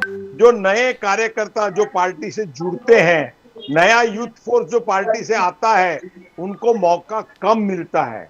उनको मौका देने का काम कोई न्यूट्रल लीडर जब पार्टी में होता है तो ही कर सकता है। बाकी सभी पार्टियों के नेता अपने अपने झूठ को, अपने अपने ग्रुप का पॉलिटिक्स बढ़ा करके नए नए आने वाले कार्यकर्ताओं को, यंगस्टर्स को दबा के रखते हैं। इसीलिए नरेंद्र मोदी जी को घड़ी घड़ी कहना पड़ता है। और मैं तो ये कहना चाहता हूं कि एक रेजोल्यूशन पास करना चाहिए कि एक परिवार से एक ही सदस्य को टिकट मिलनी चाहिए। नहीं तो ये क्या हो जाएगा कि अलग अलग ढंग से वो ऐसा था, वो ऐसे थे, वो इन्होंने काम किया, वो किया। जैसे फिल्म इंडस्ट्री में भी परिवारवाद चला और वैसा ही आज राजकारण में परिवारवाद चल रहा है। उसके मैं बहुत खिलाफ हूं और हजारों कार्यकर्ताओं का फ्रस्ट्रेशन है कि उनको मौका नहीं मिलता है। मुकेश जी देखिए, जी। मुकेश जी देखिए, नरेंद्र मोदी जी हमेशा से परिवारवाद के खिलाफ की बात करते हैं। मैं भी परिवारवाद के खिलाफ की बात करता हूँ और हमारी विचारधारा भी परिवारवाद के खिलाफ है। आपके बीजेपी में हो हमने या हमेशा हमारे से ही एनसीपी में हो, कांग्रेस के परिवारवाद का विरोध किया, सभी के हमारी परिवारवाद एक का बात विरोध है, किया। मैं आपको लेकिन जो जनरल कुछ बोल रहा हूं। एक्सेप्शनल केसेस होते हैं, जब जब नहीं, लोग नहीं, अलग नहीं, अलग क्षेत्रों कोई में काम स्पेशल कर केस रहे नहीं हैं, होता है तो साहब। पार्टी ने उनको ये न्याय भी देना है ना। नहीं नहीं, मलाड में और भी कोई आदमी है, दूसरे काम करने वाले भी है, ऐसा नहीं है। देखिए, ये हमेशा ग्रुप को अपने अपने जो भी सगे वाले हैं, अपने रिलेटिव्स हैं, उनको प्रोजेक्ट करने का हर काम हर पार्टी करती है। हमारे पार्टी यहाँ ने भी पिछले बार मराठ से मौका दिया था, लेकिन जिन्हें मौका दिया तो वो चुनाव हार गए थे, इसलिए आज इस बार हमें बारामती में भी प्रत्याशी देखो, बदलना पड़ा और फिर उनकी जगह पर विनोद शेखर को दिया आज पार्टी ने। बारामती में भी वही क्यों पवार फैमिली घूम घूम के आता है। और क्या कोई बारामती में कार्यकर्ता नहीं है? वैसे ही वहां कोकण के अंदर राणे फैमिली और दूसरे 2-3 फैमिली के सिवाय कोई दूसरे कार्यकर्ता नहीं है। पर नहीं मिलता है, ये भी हकीकत है, वो हमको स्वीकार करना चाहिए। हम तो कार्यकर्ता है। जी, ये बात दुरुस्त है सर। ऐसा है, every the glass ceiling is very tough. You really have to break the glass ceiling. Something has to happen. Let's be very clear. Whether it's the BJP, whether it is you, यानी NCP, Ajit Dada Pawar, NCP, Sharad Pawar, Shiv Sena, हर जगह पर यही है sir. और तो और छोड़िए, कम्युनिस्टों में भी यही है। Even CPI, MNCPI, हाँ जी, हाँ जी। who are not supposed to believe in dynasty, वहां पर भी परिवारवाद है। ये हिंदुस्तान है सर। इसीलिए तृणमूल कांग्रेस में भी वही है सर। ये हिंदुस्तान है। हिंदुस्तान में परिवार के बिना कुछ होता ही नहीं है। फैमिलीज आर ग्रेटेस्ट स्ट्रेंथ, ये कहा जाता है। तो मुझे लगता है परिवारवाद के ऊपर ज्यादा डिस्कशन होना भी नहीं चाहिए। ये जो है सो है sir, it's on the ground. लेकिन चलते चलते शैलेश पांडे जी, आपसे मैं पूछता हूँ, चलते चलते सर ये बताएं, अभी अभी एक गाना आप लोगों ने रिलीज किया, बहुत ब्यूटीफुल गाना है देवेंद्र फडणवीस जी के ऊपर। सर देवेंद्र फडणवीस जी के ऊपर गाना, मेरे बड़े अच्छे मित्र हैं फडणवीस जी। बीजेपी के ऊपर अगर गाना होता, भारतीय जनता पार्टी के काम के ऊपर अगर गाना होता तो ठीक है। देवेंद्र फडणवीस जी के ऊपर गाना, मतलब सर वो छत्रपति शिवाजी महाराज बन गए शैलेश पांडे जी। देखिए राजू जी, ऐसा नहीं कि सिर्फ देवेंद्र फडणवीस जी पे गाना आया है। इसके पहले भारतीय जनता पार्टी का गीत भी आया है। देश के यशस्वी निर्माण के उद्घाटन के ऊपर भी गीत आया है। और देखिए, देवेंद्र फडणवीस जी महाराष्ट्र के सर्वोच्च नेता हैं और आपको याद होगा कि महाराष्ट्र में लगातार 5 साल पूर्ण मुख्यमंत्री काल करके एक नई विकास की कहानी लिखने वाले, दलित शिवार की नई कहानी लिखने वाले, विकास की नई कहानी लिखने वाले देवेंद्र फडणवीस जी है। ये कार्यकर्ताओं के मन में रहता है कि हम भाई, हमारे जब नेता ने अच्छा काम किया है तो जनता तक पहुंचना चाहिए। तो एक कार्यकर्ताओं के मन की बात है। तो ये वो गाना sir isn't that promoting a personality cult? मतलब विकास पुरुष, आपने कहा विकास पुरुष, वहां तक ठीक है, नव महाराष्ट्र के विधा था, नव महाराष्ट्र के विधाता देवेंद्र फडणवीस जी। तो ये एक से एक जो एडजेक्टिव्स आप जोड़ते जा रहे हो, तो आप उसको लार्जर लाइफ इमेज बनाना चाहते हो पांडे जी? देखिए, हम इमेज नहीं बना रहे, ये इमेज बनी हुई है देश के। आज महाराष्ट्र के यशस्वी पूर्व मुख्यमंत्री और उप मुख्यमंत्री महाराष्ट्र भारतीय जनता पार्टी के सर्वोच्च नेता देवेंद्र फडणवीस हैं, और उनकी जो छवि है वो विकास पुरुष की है। आज मेट्रो का जाल महाराष्ट्र में एमएमआर रीजन में उन्होंने बिछाया। कोस्टल रोड का विषय हो, चाहे वो अटल सेतु का विषय हो, चाहे वो धारावी प्रोजेक्ट का विषय हो, जितने बड़े से बड़े सागरी पुल का विषय हो, आज इंफ्रास्ट्रक्चरल डेवलपमेंट का जो विषय है आज देवेंद्र फडणवीस जी के नेतृत्व में ही शुरू हुआ था। ये उनकी योजना थी, उनकी संकल्पना थी, और जिसकी संकल्पना हो, जिसकी मेहनत हो, जिसका वो कार्य हो, उसको तो उसकी क्रेडिट देनी ही पड़ेगी। और सही मायने में देवेंद्र फडणवीस इस महाराष्ट्र के विकास पुरुष है। अगर मान लीजिए राहुल गांधी के ऊपर विकास के और काम कर रहे हैं, आने वाले समय में महाराष्ट्र का वो नव निर्माण करेंगे, नव विकास करेंगे। मतलब राहुल गांधी के ऊपर या इंदिरा जी के ऊपर अगर कोई गाना आए तो उसको लेकर के भारतीय जनता पार्टी अग्रसर रहती है सबसे आगे कि देखिए ये क्या कर रहे हैं। और आप देवेंद्र फडणवीस के ऊपर गाना बना रहे हैं। सर, अमिताभ बच्चन बना दिया आपने तो। मुकेश गांधी साहब, आपको गाना बना ठीक लगता है? अगले दिन अजीत राजीव जी, कार्यकर्ता अपने नेता से प्यार करता है, और नेता को इसलिए प्यार करता है क्योंकि नेता विकास पुरुष है, नेता ने विकास किया। आज देवेंद्र फडणवीस जो जलयुक्त शिवार योजना लाई, मेट्रो लाया, राजीव जी का प्रश्न जो अलग है, विकास पुरुष कहा जा रहा है। ऊपर बात कीजिए। राजीव जी का कहने का प्रश्न ये है, हम लोग कार्यकर्ता सब नेताओं को बड़ा करने के लिए हम प्रोफेशनल पोएट के पास में गाने लिखवाते हैं, और वो बड़े बड़े विशेषणों को देकर के, बड़े बड़े सिंबोलाइज देकर के अपने लीडर को इतने महान बना देते हैं कि वो लोगों से विमुख हो जाता है। देखिए, मैंने भी शरद पवार के ऊपर गाना लिखा है। मेरी बात सुनिए राजीव जी, मैंने भी अजीत पवार के ऊपर गाना लिखा है, मैंने सुप्रिया सुले के ऊपर गाना लिखा है, प्रफुल्ल पटेल के ऊपर गाना लिखा है, रिकॉर्डिंग होके पब्लिश भी हुआ है। मैंने शरद पवार के बारे में लिखा था, यारों के हो यार शरद पवार शरद पवार। तो ये क्या है? ये सब चमचागिरी है, फ्लैटरी है, और इसके सिवाय कुछ नहीं है। नेता कौन है, कैसा है, वो लोग जानते हैं। गाना बनाने से नेता बड़ा नहीं होता है, ऐसा मेरा स्पष्ट मानना है। पांडे जी, वन थिंग, पांडे जी, अब राहुल गांधी जी वही इशू लेके महाराष्ट्र पर हावी होने वाले। वन है जाति जनगणना, दूसरा है इंस्टीट्यूशनल सर्वे। बोले हर इंडस्ट्री में इंस्टीट्यूशनल सर्वे होना चाहिए कि पिछड़े और दलित को टॉप मैनेजमेंट में क्या अधिकार है, और जो 50% जो कैप है रिजर्वेशन का, उसको बढ़ाने के लिए राहुल गांधी जी का जबरदस्त प्रयास होगा। और ये महाराष्ट्र में यही एजेंडा लेकर कांग्रेस कूदने वाला है। तो कैसे आप उसको टक्कर दोगे? प्रदीप जी, हाँ प्रदीप जी, हाँ बोलिए। राहुल गांधी को इस विषय पर बोलने का कोई नैतिक अधिकार ही नहीं है, क्योंकि राहुल गांधी तो अभी हाल ही में बोले हम तो आरक्षण खत्म करने की सोच रहे हैं। तो जो आरक्षण खत्म करने की बात कर रहा है वो फिर इन विषय पर कैसे बात करता है? और देखिए, ये हमेशा जब चुनाव आता है ना तो फेक नैरेटिव तैयार करते हैं, अफवाहें फैलाते हैं। पिछले लोकसभा में अभी आपने देखा होगा कि भारतीय जनता पार्टी नरेंद्र मोदी आरक्षण खत्म कर देंगे, संविधान खत्म कर देंगे, तानाशाही ला देंगे, इलेक्शन खत्म कर देंगे, इस तरह की अफवाहें फैलाने की कोशिश की थी, पुरजोर फैलाया था। लेकिन देश की जनता ने इनकी एक भी बात को माना नहीं, और रिकॉर्ड तीसरी बार लगातार कोई प्रधानमंत्री चुन के आए वो नरेंद्र मोदी बने, देश की जनता ने बनाया। इसलिए राहुल गांधी की फेक नैरेटिव, फेक बातें, फेक अफवाहें और झूठे दोगली बातें। एक तरफ तो कहते हैं कि आरक्षण को हम खत्म करने की हमारी मंशा है, और दूसरी तरफ फिर कहते हैं कि जातिगत जनगणना होनी चाहिए। हाँ, दूसरी तरफ ये मुसलमानों को आरक्षण देने की वकालत करते। आंध्रा में, कर्नाटका में मुसलमानों को आरक्षण दिया जो कि संविधान के खिलाफ है। डॉक्टर बाबा साहब अम्बेडकर के संविधान के अनुसार भी दिया है, लेकिन ये फिर वो आरक्षण की गुजरात और मध्य प्रदेश में आपने भी दिया है। दलितों का, पीड़ितों का, गुजरात और मध्य प्रदेश में भारतीय जनता पार्टी की सरकार ने भी कई मुस्लिम जातियों को आरक्षण दिया है,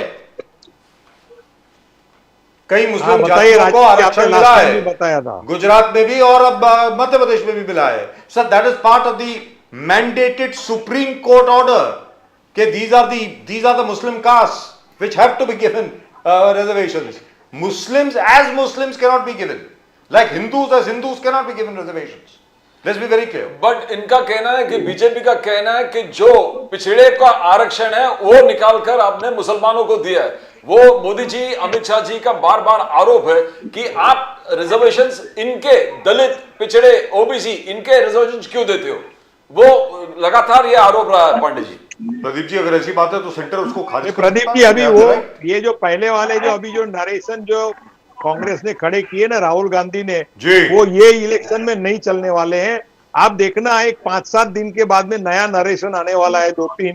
मैं अभी उसको बाद में नेक्स्ट वीक में हाईलाइट करूंगा, पर अभी मैं उसके ऊपर स्टडी कर रहा हूँ। लेकिन सर उसमें अभी एक वो चीज है, पुराने हम लोगों को जो narration मालूम नहीं पड़ा है, चलेंगे। मुकेश गांधी अभी- साहब, हम लोगों को अभी जो मालूम पड़ा है आपको ना, बता दूं, अभी ओबीसी सर ओबीसी दलित मुस्लिम, आवाज आ रही है। सर ओबीसी दलित अभी- मुस्लिम, वो मुझे लगता है पांडे जी के आसपास काफी शोरगुल है।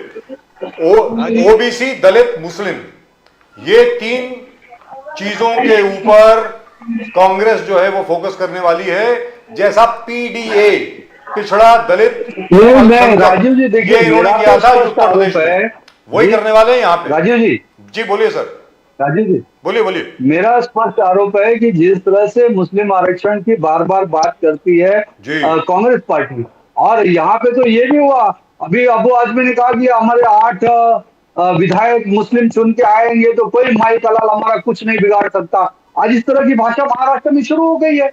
ये तो सही नहीं है ना।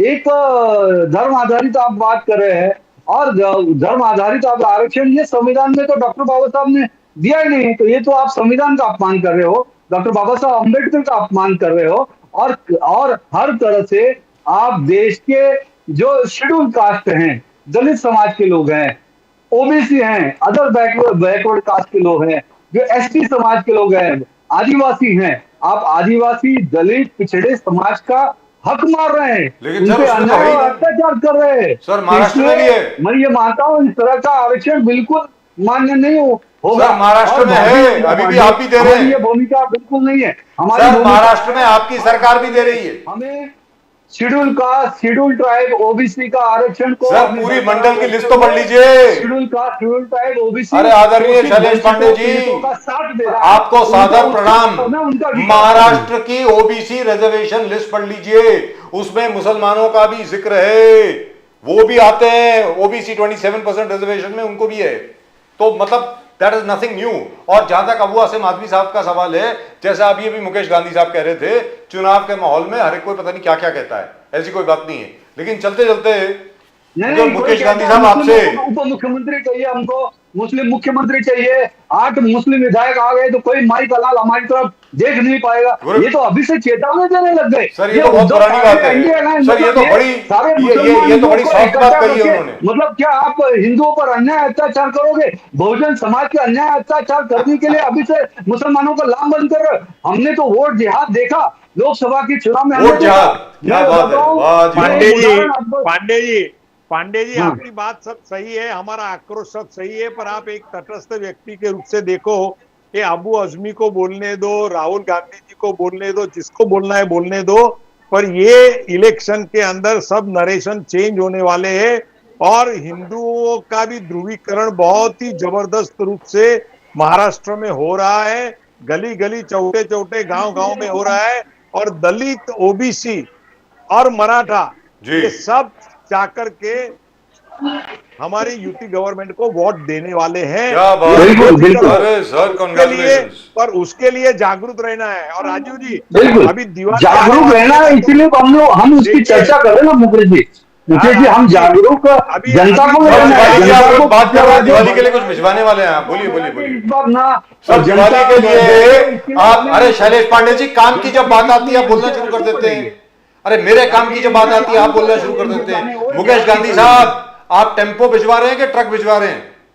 जी, मेरा आपको एक सूचन है, आपने आरकेबी शो में इतने अच्छे अच्छे लोगों को बुलाया है प्रवक्ता के रूप में, विविध पार्टी के रूप में। दिवाली के बाद में भी कभी भी कहीं भी अगर हो सके तो सबका एक गेट टुगेदर रखना चाहिए, Please. क्योंकि It'll be lovely. We all are fans of each other and we are not enemies of each other. Wonderful. That's a wonderful idea. सिर्फ बातें करते हैं। अच्छा सुझाव है। That's a wonderful idea, sir. That's a really और wonderful दूसरी- idea. Very good. और दूसरी बात अभी दिवाली आ रही है, पटाखे फोड़ने हैं, तब मेरे को नीरज का एक शेर याद आता है राजू, बोलिए सर, बोलिए। मैं please. सुनाऊं? इरशाद। कि बहुत से लोग अपने ही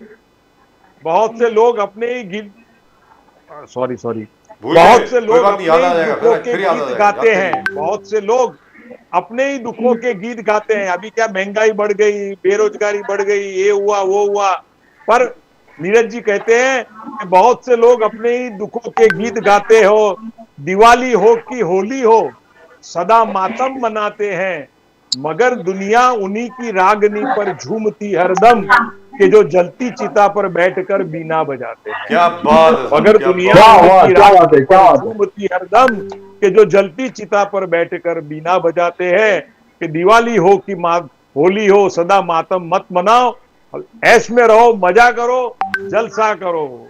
क्या बात है, क्या बात है। हैप्पी दिवाली। मुकेश गांधी जी ने Happy दो चीज दिवाली। उस कविता में सुना दिया, दो Happy पंक्तियों में, दिवाली, happy बेरोजगारी दिवाली। और प्राइस राइज के बातें भी किया, उसका भी में सोल्यूशन बधाई। निकालना पड़ेगा पांडे जी। सर डबल दिवाली होगी इस बार। आप एक अपना आरकेबी शो का एक गेट टुगेदर जब भी आपको कन्वीनियंट हो आप करिए, and we will join together and we will sir, cheer जो आपने कविता से शेर सुनाया, उसका पहला, उसका जो मुखड़ा है वो भी सुना देते। उसका मुखड़ा भी अगर सुना देते तो बहुत मजा आ जाता। उसका क्या- मुखड़ा क्या? ये है बहुत अंधियार जब सूरज निकलना चाहिए, जिस तरह से भी हो ये मौसम बदलना चाहिए। ये क्या मुखड़ा बात है है। उस कविता का जो आपने सुनाई है। चलिए, नमस्कार sir, thank you very much, happy Diwali. चलो, thank God you very bless you. Much, happy Diwali in advance. हर हर महादेव, हर हर महादेव, जय सिया राम, जय सिया राम सर, जय Siya Ram, thank you so much. नमस्कार। But that was nice. Except the only thing is, as usual, Mr. Rakesh Shetty left right in the middle of the show. I don't know why. He just sticks around for half an hour and then he goes. I don't know why. Today, of course, he was traveling, but then he did make a few very, very important points. I think all the BJP chaps and everybody in the ruling party gets rattled whenever he talks about Gujaratis. कि भाई मोदी जी सिर्फ 2 गुजरातियों का काम कर रहे हैं वगैरह. And we can get rid of that breaking news now. Thank you so much. जहाँ तक के हम लोगों का सवाल है, नेशन नाउ का सवाल है, आप सब लोगों को एक बार फिर, क्योंकि दिवाली का सीजन शुरू हो गया है, 31 तारीख को लक्ष्मी पूजा है, लेकिन आज ही से दिवाली की सेलिब्रेशन जो है वो शुरू हो गई हैं। आप सब लोगों को दिवाली की बहुत बहुत बहुत बहुत शुभकामनाएं। Except the sad news is that in 12.5 years, for the first time, the Indian cricket team has lost a series at home. Really and truly sad. Which is why I say both Virat Kohli, Rohit Sharma and our Ravichandran Ashwin have become old. One is, I think, Mr. Rohit Sharma is 37 plus, Ravichandran Ashwin is 38 plus, Virat Kohli is 35 plus. Time for them to retire. That's my opinion. And we cannot also forget that the great games that they have played. Yes. But when the time has come to depart, When we the all time know has come to depart, you need to. as they say, old soldiers never die, they just fade away. Now the time has come to fade away. Exactly what MS Dhoni did, what Tendulkar did, what And Rahul Dravid Sunil did. Gavaskar did. And what, most importantly, what Sunil Gavaskar did. You leave when you are on top of the game. You leave a winner. Now, when you retired from the T20 game after winning the T20 World Cup, that was fantastic. You ought to have won this game and you ought to have, announced your retirement. I hope they're able to do it in Australia. But looking at the performance here, I very much doubt it. Well, that's just about it. As far as this particular show is concerned, for the moment, we'll of course be back with you. हाँ, channel को subscribe जरूर करें। Somebody reminded you of this. जरूर subscribe करें channel को, अगर अभी तक आपने नहीं किया है। अगर अभी तक आपने नहीं किया तो चैनल को सब्सक्राइब जरूर करें, अपने कमेंट जरूर भेजें। और महाराष्ट्र में चुनाव का माहौल है, जबरदस्त माहौल है, मेले का जो बिल्कुल माहौल है। वो कहते हैं ना क्या डेमोक्रेसी का मेला, जनतंत्र का, लोकतंत्र का मेला जो है, सबसे बड़ा मेला महाराष्ट्र में लगने वाला है। That's it from both Pradeep ji and myself. आप सब लोगों को नमस्कार, जय हिंद, जय महाराष्ट्र, जय भवानी, जय शिवाजी, वंदे मातरम, Vande Mataram. भारत माता की जय, जय हिंद।